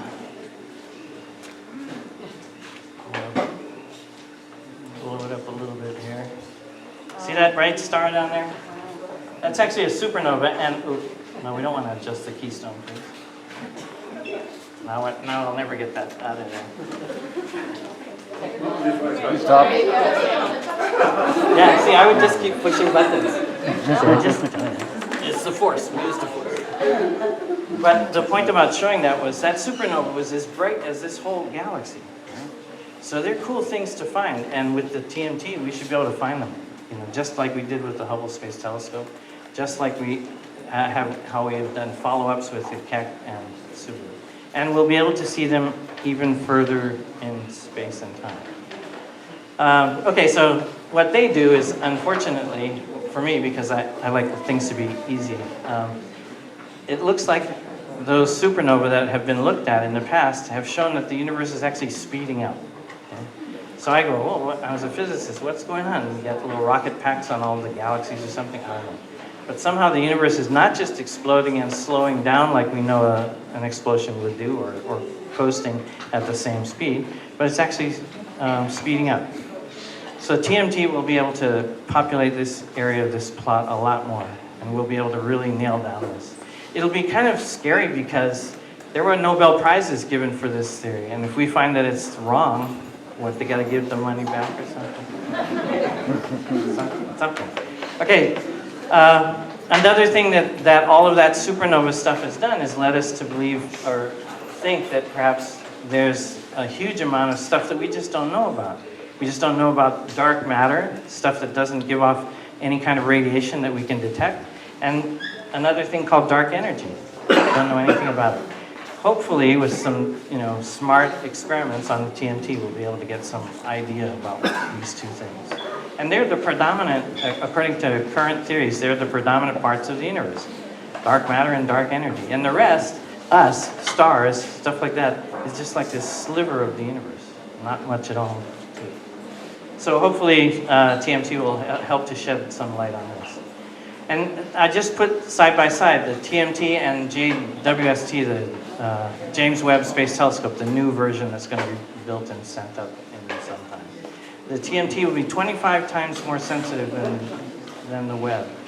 It has better optical sensitivity and higher spectral resolution. It also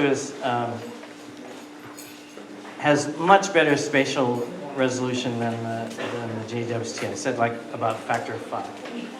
The JWST has some things going for it too, but I'm just ignoring it for. But they are supposed to be pretty complementary instruments. The thing that I think sells the TMT to me more than the James Webb Telescope is the TMT is flexible and upgradable. If something breaks on it, we drive up the mountain and we fix it. Okay? If something breaks on the Webb telescope, it's broken forever. Because the Webb telescope is going to be very, very far away from the Earth. It's going to be further than the distance to the moon. Okay? So I think this is a huge gamble, this one, compared to the TMT, which I think is a something that will give us results and something we can fix right away if something breaks. And just to show you that, here's what the TMT sort of looks like, or one of the models of it. Oh, now he's gonna mess with my. Just trying to get the right picture. Just kidding. Now see the next slide, it's gonna be on the other side. So, okay, light comes in, hits this mirror here, bounces up and hits this second mirror here, this secondary reflector, bounces back down to another mirror that just sort of aims it, okay? So light coming down here gets aimed to here, here, here, here, any of these places where you can put detectors. So it's not just like a camera where you take a picture and it registers on some chip, right? This is something where you can actually send this to different instruments. And you can build instruments. So in fact, the current slate of instruments is all these things over here. And they all are addressing certain values, certain kinds of problems. But as the telescope runs, what will happen is people will say, oh, wouldn't it be nice if we had this? And they'll go out and build it. Okay? And they'll build it so that it fits in one of those slots, and they'll go and they'll use it. Okay, so this telescope over the, say, 2033, assuming there's no extension of the lease and assuming it works at all, will have, many, many different iterations of instruments built for it. So here's a, let's see if I can get this to work. There.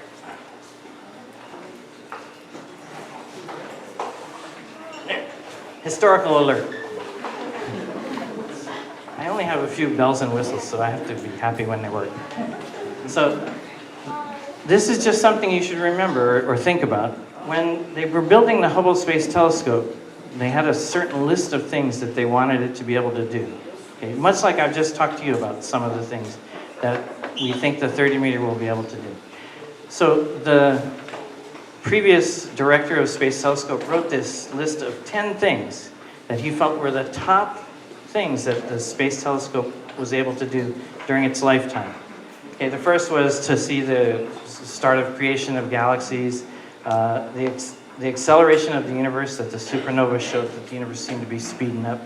The distance scale measurement of the Hubble constant, a big important thing. They got it down to like 0.67 or something like that. Giant black holes in galaxies were seen. Emission lines in active galaxies were observed up close and you could watch them change. Intergalactic medium, interstellar medium chemistry. These are all things that have been seen and worked on. Gamma ray burst sources, protoplanetary disks, and extrasolar planets. All these 10 great things. But I should warn you or remind you or tell you that in fact only 5 of them were on the original list. Okay? So no matter what I said to you tonight, if the TMT is up and running, if we can find a way to continue this, if so, the TMT will also completely change.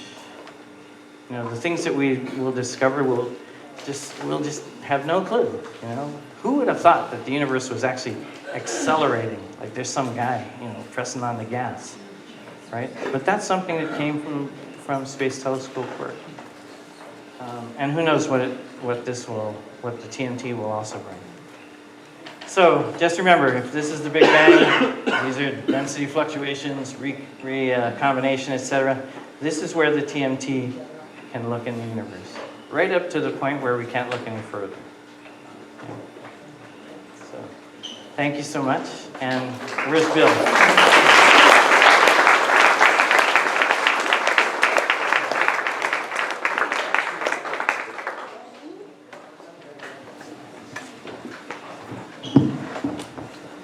Okay, so I have about 5 questions here for you, so don't run away. Okay. Okay, the first question is, why is looking into space more important than our planet and our environment? Well, I don't think it's more important. And by the way, I'm not supposed to answer these questions. You notice I've just told you about the science. I didn't tell you anything about what I feel one way or the other. So, but I don't think it's more important. I just think it's part of the whole thing. If we can, in some way, make sure that things are, you know, people are being taken care of here, then usually that's what happens. That's when science makes its big advances, is when a society becomes mostly okay. You know, if there is you know, tremendous problems, then yeah, okay, those definitely need to be worked on. But if you also look at how much the science budgets are from each country, it's like zilcho, compared to other programs that could easily, you know, outshadow them in terms of their effectiveness in taking care of, for example, world hunger, etc. You know, just give me that every tax dollar, you know, you spend or you give to the government, more than half of it is military spending. You know, just give us that. We'll take care of everybody else. Okay, so how do you compare the resolution of the Keck's interferometer? Hello. At baseline 85 meters to the TMT's 30-meter diameter? Okay, fortunately, I'm also an interferometry guy, so I know the story here. See, in fact, I did my research work with the VLA, the Very Large Array in New Mexico. You may be familiar with it. It's an interferometer that works in the radio. So if you go with straight interferometry theory, the Keck is a 30-meter telescope, and the separation, the TMT is a 30-meter telescope, and the separation between the Kecks is 85 meters, then the Kecks will have the better resolution. Okay, they'll be able to see smaller details. Unfortunately, it's not that easy. Okay, we kind of understand all the science that goes into the radio wavelengths. If I could go back to my picture of the radio wavelengths, those are the long wavelength things. They're easy to do interferometry for. But stuff in the visible and infrared, those are smaller wavelengths, much harder to do the interferometry. So Keck, while it has been successful in some cases, it's really only the brightest stars that they can do any kind of interferometry with.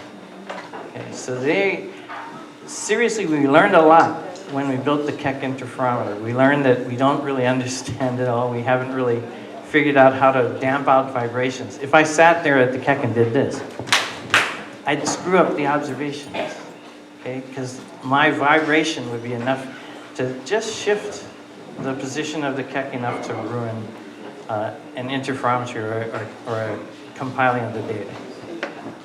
Thank you. Okay, so what does decolonial science look like to you as all indigenous scientists, and how can we decolonize astrophysics and astronomy? Well, that's simple. Look, instead of spending your time fighting it, join it. Grab every young kid you know who's interested in science and make him become an astronomer. In 10 years, we could take over astronomy. 10 years, we could take over astronomy on these islands. Do you understand what that means? Then we can decide what telescopes get to stay there, and we don't have to fight with people. We just take it over. I don't understand why people aren't just, jumping at that. In 10 years' time, that's enough time for a high school senior to go through college and also go through graduate school and come out as a flashy, shiny PhD in something or other. And there's tons of positions that will be available, okay? Even if the TMT doesn't get built, there's still those other telescopes that are going to be there until 2033. Why don't we have every position that's ever offered there? Why isn't there a little Hawaiian kid doing it? Or even a little local kid, It's a kind of scary thing that for all the positions that are offered in astronomy here, only about a fourth get picked up by locals. What? Come on, we're all smart. That's stupid, right? We're smarter than that. We should be taking this whole thing over. So you want to decolonialize? Take it over. Okay, so the last question, hang on 1 second. Okay, so this is the fourth question. You said TMT will be the strongest telescope in the world. What about the two bigger telescopes being built in Chile and the really big telescope in Europe, 32 meters, 39 meters, and 40 meter? Yeah, you notice I did say it'll be the most powerful telescope in the northern hemisphere. Okay. And so you gotta listen. I'm not fibbing, I'm telling you the truth. It'll be the most powerful telescope in the northern hemisphere. The other two are in the south. But that's okay, because we cannot see down south with the TMT. We can only see to a certain level. And so we do need sort of two telescopes. And look, we're just not it's not possible that there's going to be more than this, because we'll break the world's economies for science, right? There's just no way. We're always begging for the money to do this stuff anyway. So the two telescopes will be complementary, and probably the TMT will be built before the others. Okay, scientists often say that Mauna Kea is the most optimal location to put a telescope here on Earth. But if you are trying to study space, then the best place to study space is in space. Then why aren't scientists able to detect and study deep into space with a space telescope that is already in space? And what have the space telescopes discovered, if anything? Oh, well. Yeah, okay. Obviously, it would be a great thing to put everything we could up into space. But it's something that I mentioned, like, laughingly, is once it's up in space, if something breaks, we got to fix it somehow, right? So, and I know you guys are all rich. You got money coming out of your ears. Yeah, so we're just going to fix them when they break in space. And by the way, it also costs a lot more to build a space telescope than it does to build this kind of telescope. For example, the TMT is going to cost about, and I'm just guessing, the TMT is going to cost about $1.5 billion, okay, suppose. The next generation space telescope is going to cost 10 times that. And it's going to be inferior, right? I mean, I tried to show you, it's like 5 times worse. The point is, if you go to space, it costs a lot more. Okay? Sure, I'd love to build something on the dark side of the moon, that would be terrific. But it just costs way too much. And we are, we're not a real rich thing. Basic science is not a very, very rich part of the world in any country. Okay, thank you. How about a hand for Paul?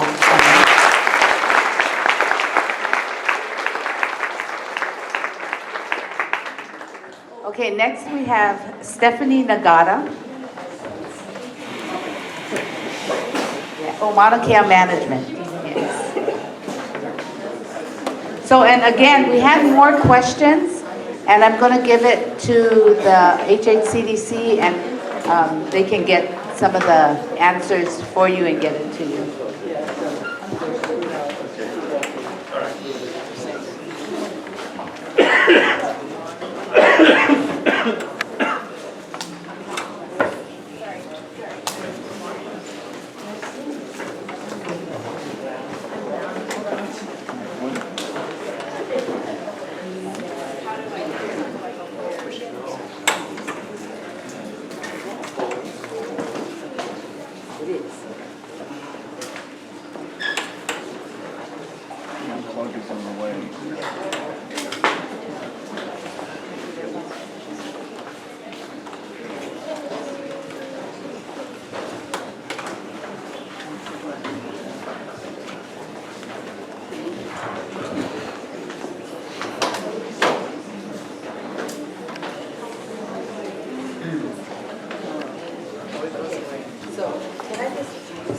Real quick, help yourself to some refreshments, too, if you need.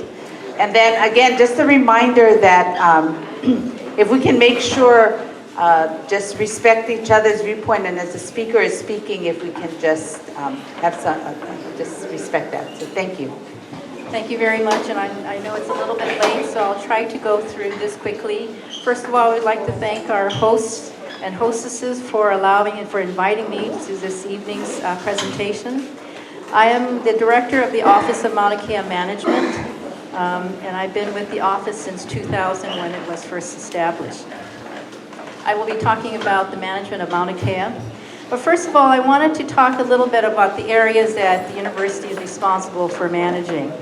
We are responsible for the Laupahoehoe area, which is the mid-level area. We're also responsible for the road, managing this access road, and we're also responsible for managing the Mauna Kea Science Reserve. The Mauna Kea Science Reserve is this large area, and it is basically broken into two areas. You have a cultural and natural preserve, which is the larger of the two parcels, and then there's the astronomy precinct, in which all of the telescopes are located, except for one which is located further down here, the VLBA. In the Cultural and Natural Preserve, it is a preservation area and no development can take place in this area. And this is the astronomy precinct. In 2000, the University of Hawaii Board of Regents adopted a new master plan for Mauna Kea. And this is a result of the response to the community's concerns for how the university was managing the mountain since the 60s. And this master plan was a new policy guide for Mauna Kea. And it had 4 areas of focus. One, it was a new policy for the university. It provided a management structure. It put development restrictions on Mauna Kea. And it also contained a project review process. So this new policy called for dedicated management. And that its purpose was to protect and preserve the resources, which includes the cultural, natural, as well as the scientific resources. And policy also called for community-based management. And it had to be located on the island of Hawaii and based at the University of Hawaii at Hilo, as opposed to the University of Hawaii at Manoa. So this management structure is composed of the Office of Mauna Kea Management, and we report directly to the University of Hawaii Chancellor. Advising us is the Mauna Kea Management Board. It is composed of 7 members and serve as volunteers from the community, as well as representatives from the Board of Regents. Also advising us is a Kahuku Mauna Council. It is made up of 7 members from the Native Hawaiian community, and they also serve as volunteers. Our management responsibilities includes for us is the oversight of the day-to-day activities on the mountain. The Mauna Kea Management Board and Kahuku Mauna help us to develop and implement management programs, as well as to review projects proposed and recommended, and they in turn recommend approval or disapproval of the projects. So the project review process for major projects, such as the 30-meter telescope, is based on design guidelines which are included in the master plan. It has a design review committee, which is composed of representatives from Kahuku Mauna, the Mauna Kea Management Board, and volunteer community experts such as engineers, architects, landscape architects, and planners. They all review the plans proposed for the telescope, such as the 30-meter telescope. Kahuku Mauna is consulted. The Mauna Kea Management Reviews takes a consultation of Kahuku Mauna, and they in turn review it, and they recommend whether or not the project should be approved or disapproved. The Chancellor in their recommendation is forwarded to the Chancellor of University of Hawaii Hilo, and on to the President, and finally to the Board of Regents, who makes the final determination. Now, the project, the master plan calls for, places limitations on development of telescopes on Mauna Kea. For one thing, astronomy development can only take place within the astronomy precinct, not outside in the cultural natural preserve. No development is allowed on undisturbed pools. It must use existing infrastructure, and then sites are recycled. In the case of the TMT, it is the last telescope that would be developed on undisturbed land. So any future development would take place on a site that is presently occupied by a current telescope. Our stewardship responsibilities. So for us, one of the things that we did was Kahuku Mauna had mentioned to us is, there's less than 30% of the archaeological sites that have been inventoried on the Mauna Kea. So what we did was we funded a study, a survey. It took 4 years to complete. We surveyed the entire science reserve and the road, as well as Hale-Pohaku. We have documented over 250 historic sites, which mostly are shrines, some ahu, as well as burials. We funded an archival and an oral history project where we looked at what Gerald had mentioned. Kepal Miley went and did some studies for us at the various archives on the mainland, and he also conducted some oral histories of members in this community who had ties to the mountain. And we also do signage. One sign that we have on the summit is to alert or inform our visitors, many of them who are not from Hawaii, about the sacredness of Mauna Kea and to be respectful. And we also do an orientation. The orientation is required of all employees on the mountain, including those that work at the telescopes. And the orientation covers both the cultural as well as the environmental sensitivities and significance of Mauna Kea. For cultural management, we develop policies with the Kahuku Mauna and programs addressing cultural matters, such as signage and the spread of cremains. Our purpose is to generate awareness through the orientation of those who work on the mountain. We do group presentations as well as outreach activities. And we do the implementation of plans. So following the archaeological inventory survey of the Science Reserve, we have a monitoring plan, an archaeological monitoring plan, and a burial treatment plan, both of which were approved and reviewed and approved by the Hawaii Island Burial Council and the Historic Preservation Division. For natural resources, similarly to the archaeological resources, we needed first to establish baseline data. Prior to the establishment of the office, not much was known about the resources on the mountain. So one of the first things we did was to start to survey and study the Vecu bug. We've been doing that since 2002. It takes a long time for biological resources to assess their status. So that was one of the first things we began, was back in 2002. We have been surveying for alien species. Alien species is a very big concern for us on the mountain because of the native species and the impact that alien species could have on our native flora and biota. Our biggest concern is ants. Ants can have a big impact on the native arthropods, many of which have coexisted and are pollinators for our native plants. We've completed a botanical survey of our lands, and we will soon be implementing a monitoring program for botanical surveys.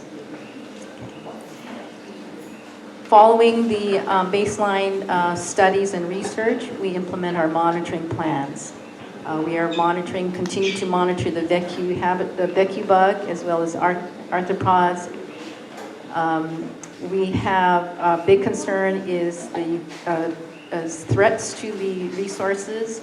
And so we have developed and put into place an invasive species plan. It's a very rigorous plan. All of the observatories are required to comply with this, as well as the vendors who make deliveries up to the mountain.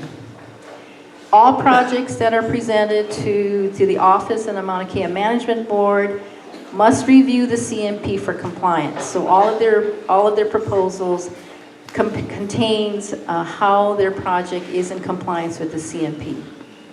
It is a requirement of the Mauna Kea Management Board. We are also looking at ecosystem and cultural landscape protection. And we have funded research in climate change, as well as an erosion study. And this is to assess what these two types of systems and activities might have on the landscape, and the data from which the data we will be using to develop programs to manage and protect the resources. We are in the process of conducting a habitat rehabilitation study for the VECU bug, looking at how we can possibly restore habitat or create new habitat for the bug. We are also in the process of developing a geospatial database from which we will be doing some further and additional mapping. One of the most important aspects of the office is our ranger program. Many of you are familiar with them. They are there 365 days a year, from 7 in the morning till 10 at night. They are our ambassadors for the office. They are the eyes and ears of the office because of their daily presence.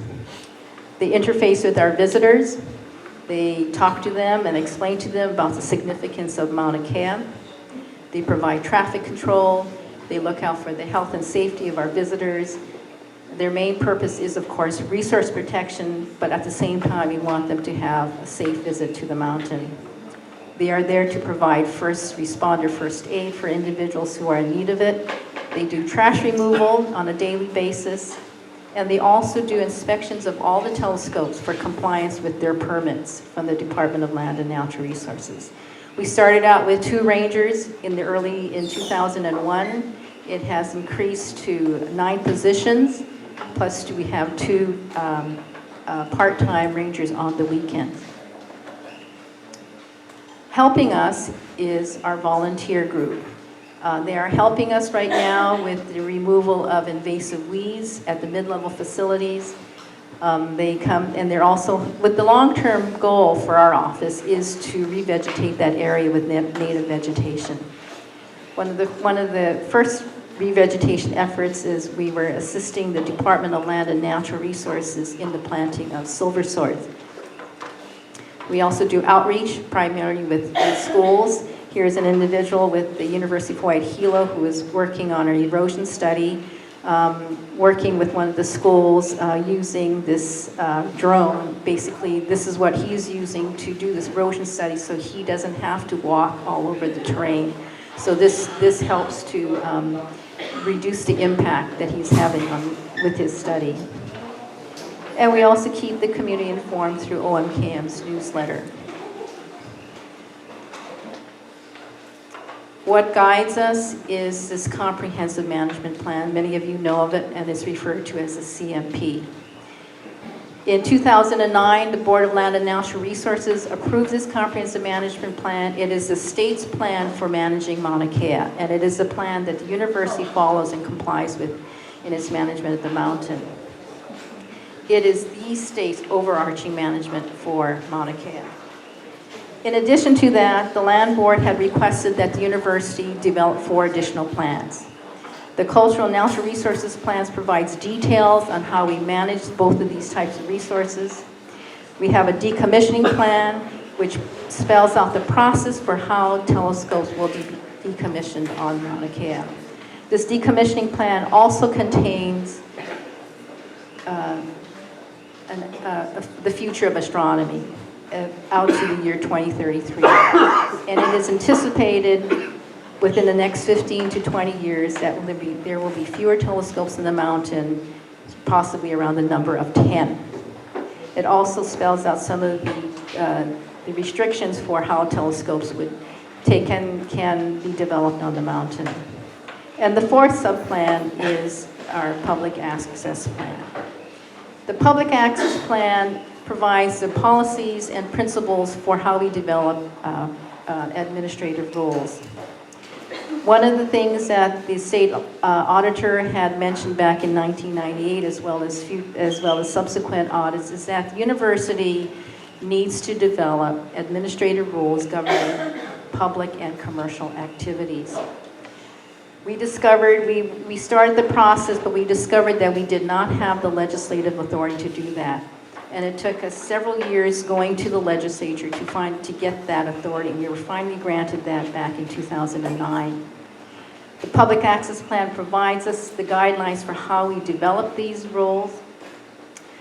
The law that gave us the authority to promulgate rules says that our rules need to be consistent with the Department of Land and Natural Resources, primarily being that the LNR's lands completely surrounds the university lands. It also contains penalties and fines for violation of any of our rules. The purpose of the rules is to provide a proper use, management, and protection of the resources, as well as maintaining public safety and welfare. Our rules, as we envision them, will also have a special section in it that addresses traditional and customary practices. The rules themselves do not provide the means for why we need to observe the traditional custom and practices, but it does acknowledge that these rights are contained in the state constitution, and that these rules are not intended to diminish or abrogate the rights of individuals of Native Hawaiian ancestry to exercise their traditional cultural practices. We are in the process of developing these rules. We'll be going out for public open houses in a month, and we would like many people to attend this and to give us their input as to how these rules should look like.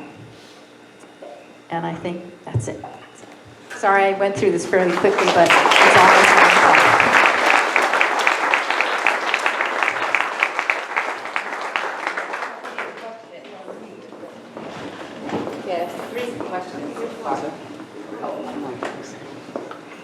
Okay, the first question is, since it is part of your job to educate visitors about the sacredness of Mauna Kea, in your own words, why is Mauna Kea sacred? Well, that's a good question. That's a philosophical question. For us, from the university's perspective, is to respect the Native Hawaiians' views of Mauna Kea, that it is sacred, and we are doing whatever we can to be respectful of that and to manage the mountain in the best way that we can. Thank you, okay. The next question is, the plane where TMT wants to locate could have gone through many changes. The summit area had active glaciers at times. Has there been a study of oral histories to determine if there are burials or shrines that have been buried?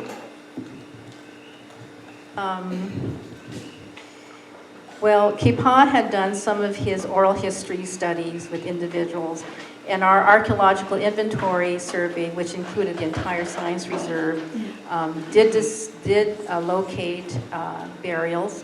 Most of those burials are located in very remote regions. There are none within the astronomy precinct. They're all in very outlying areas on some of the cinder cones. Okay, next is, I saw a lot of toxic weed at Pu'u Hulu Hulu last week. What is being done to mitigate it what is being done to mitigate it there and keep it from growing at higher elevations? Pu'uhuluhulu is part of the Department of Land and Natural Resources. I do not know what their plans or what they are doing to control. I think they're probably talking about fireweed. I don't know what they are doing to control fireweed, but fireweed is a difficult plant because all of the seeds are airborne.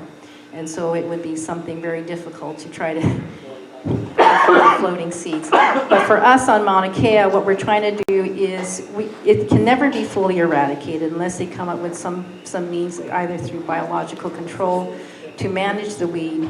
But for us is to manage it as best as we can so that we can begin the process of revegetating with native vegetation. Are insecticides used around the observatories to control insect invasions such as ladybugs? How are the dead bugs kept out of the surrounding environment, including, is that Wikia bugs? Wikia bugs. As far as I know, we do not use, and I don't believe the observatories uses any pesticides for ladybugs. And ladybugs is a phenomenon. Most of them are blown up from the lower regions. They come up with the wind. The summit region is an aeolian system, meaning that it's a wind system. So bugs are brought up from the lower elevations and they are deposited as the winds traverse the summit. All of these bugs fall out, basically, what happens. Most of the, from my understanding from entomologists, is that a lot of the bugs that fall on us out of the sky, so to speak, are actually from agricultural areas. Not so much native vegetation, but mostly associated with ag. And so the ladybugs, I know it was a heavy year for ladybugs this year. It's just one of those, probably a cyclic thing. We're not sure what was happening at the lower elevations, but it's just a phenomenon that we don't use insecticides to control. Okay, where are you originally from? Where are your kupuna from? What is your personal connection to the Mauna outside of Pe? I don't know how that has really much to do with our search up the mountain. However, I am from Honolulu, and my kupuna are from original kupunas from Japan. I am a third generation Japanese. What is your personal connection to the Mauna? My personal connection to the mountain is that it is a very, very significant mountain. We respect the Native Hawaiians. The sacredness of the mountain to Native Hawaiians. My personal connection is that we want to be able to take care of this mountain as the best as we can. We want to be able to have astronomy take place there and in concert with Native Hawaiian culture, if it is at all possible. And the last question is, how much more space will TNT require? I don't know if you can answer that question. I'm not sure what that question is. The TMT site is approximately 4.5 acres. Okay, so how about a hand for... Thank you. I guess to close this out, I'm going to ask Judy if you want to come up and talk about the next dates and the speakers so that we're all aware of... I think we have one. Because we'll let you know next week. Do you have a handout? Do people have the handouts on who's speaking? Okay, you do. Okay, because next week is at Coleman, yeah? Okay. So everybody has this sheet of paper that, no? Okay, and you can get one up before you go out. It'll tell you who's speaking on Wednesday, May 27th. That's next week at Coleman Center. Tuesday, June 2nd, and then Tuesday, June 9th. Both of the last two ones will be here. And it is Wednesday next week.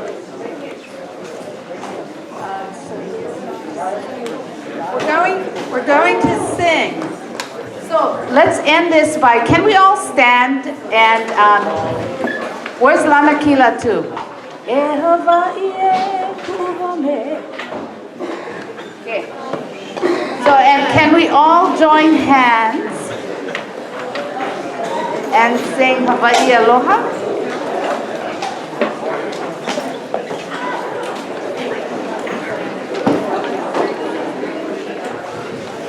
Are we ready? Okay, just grab a hand. Okay. E Hawaii e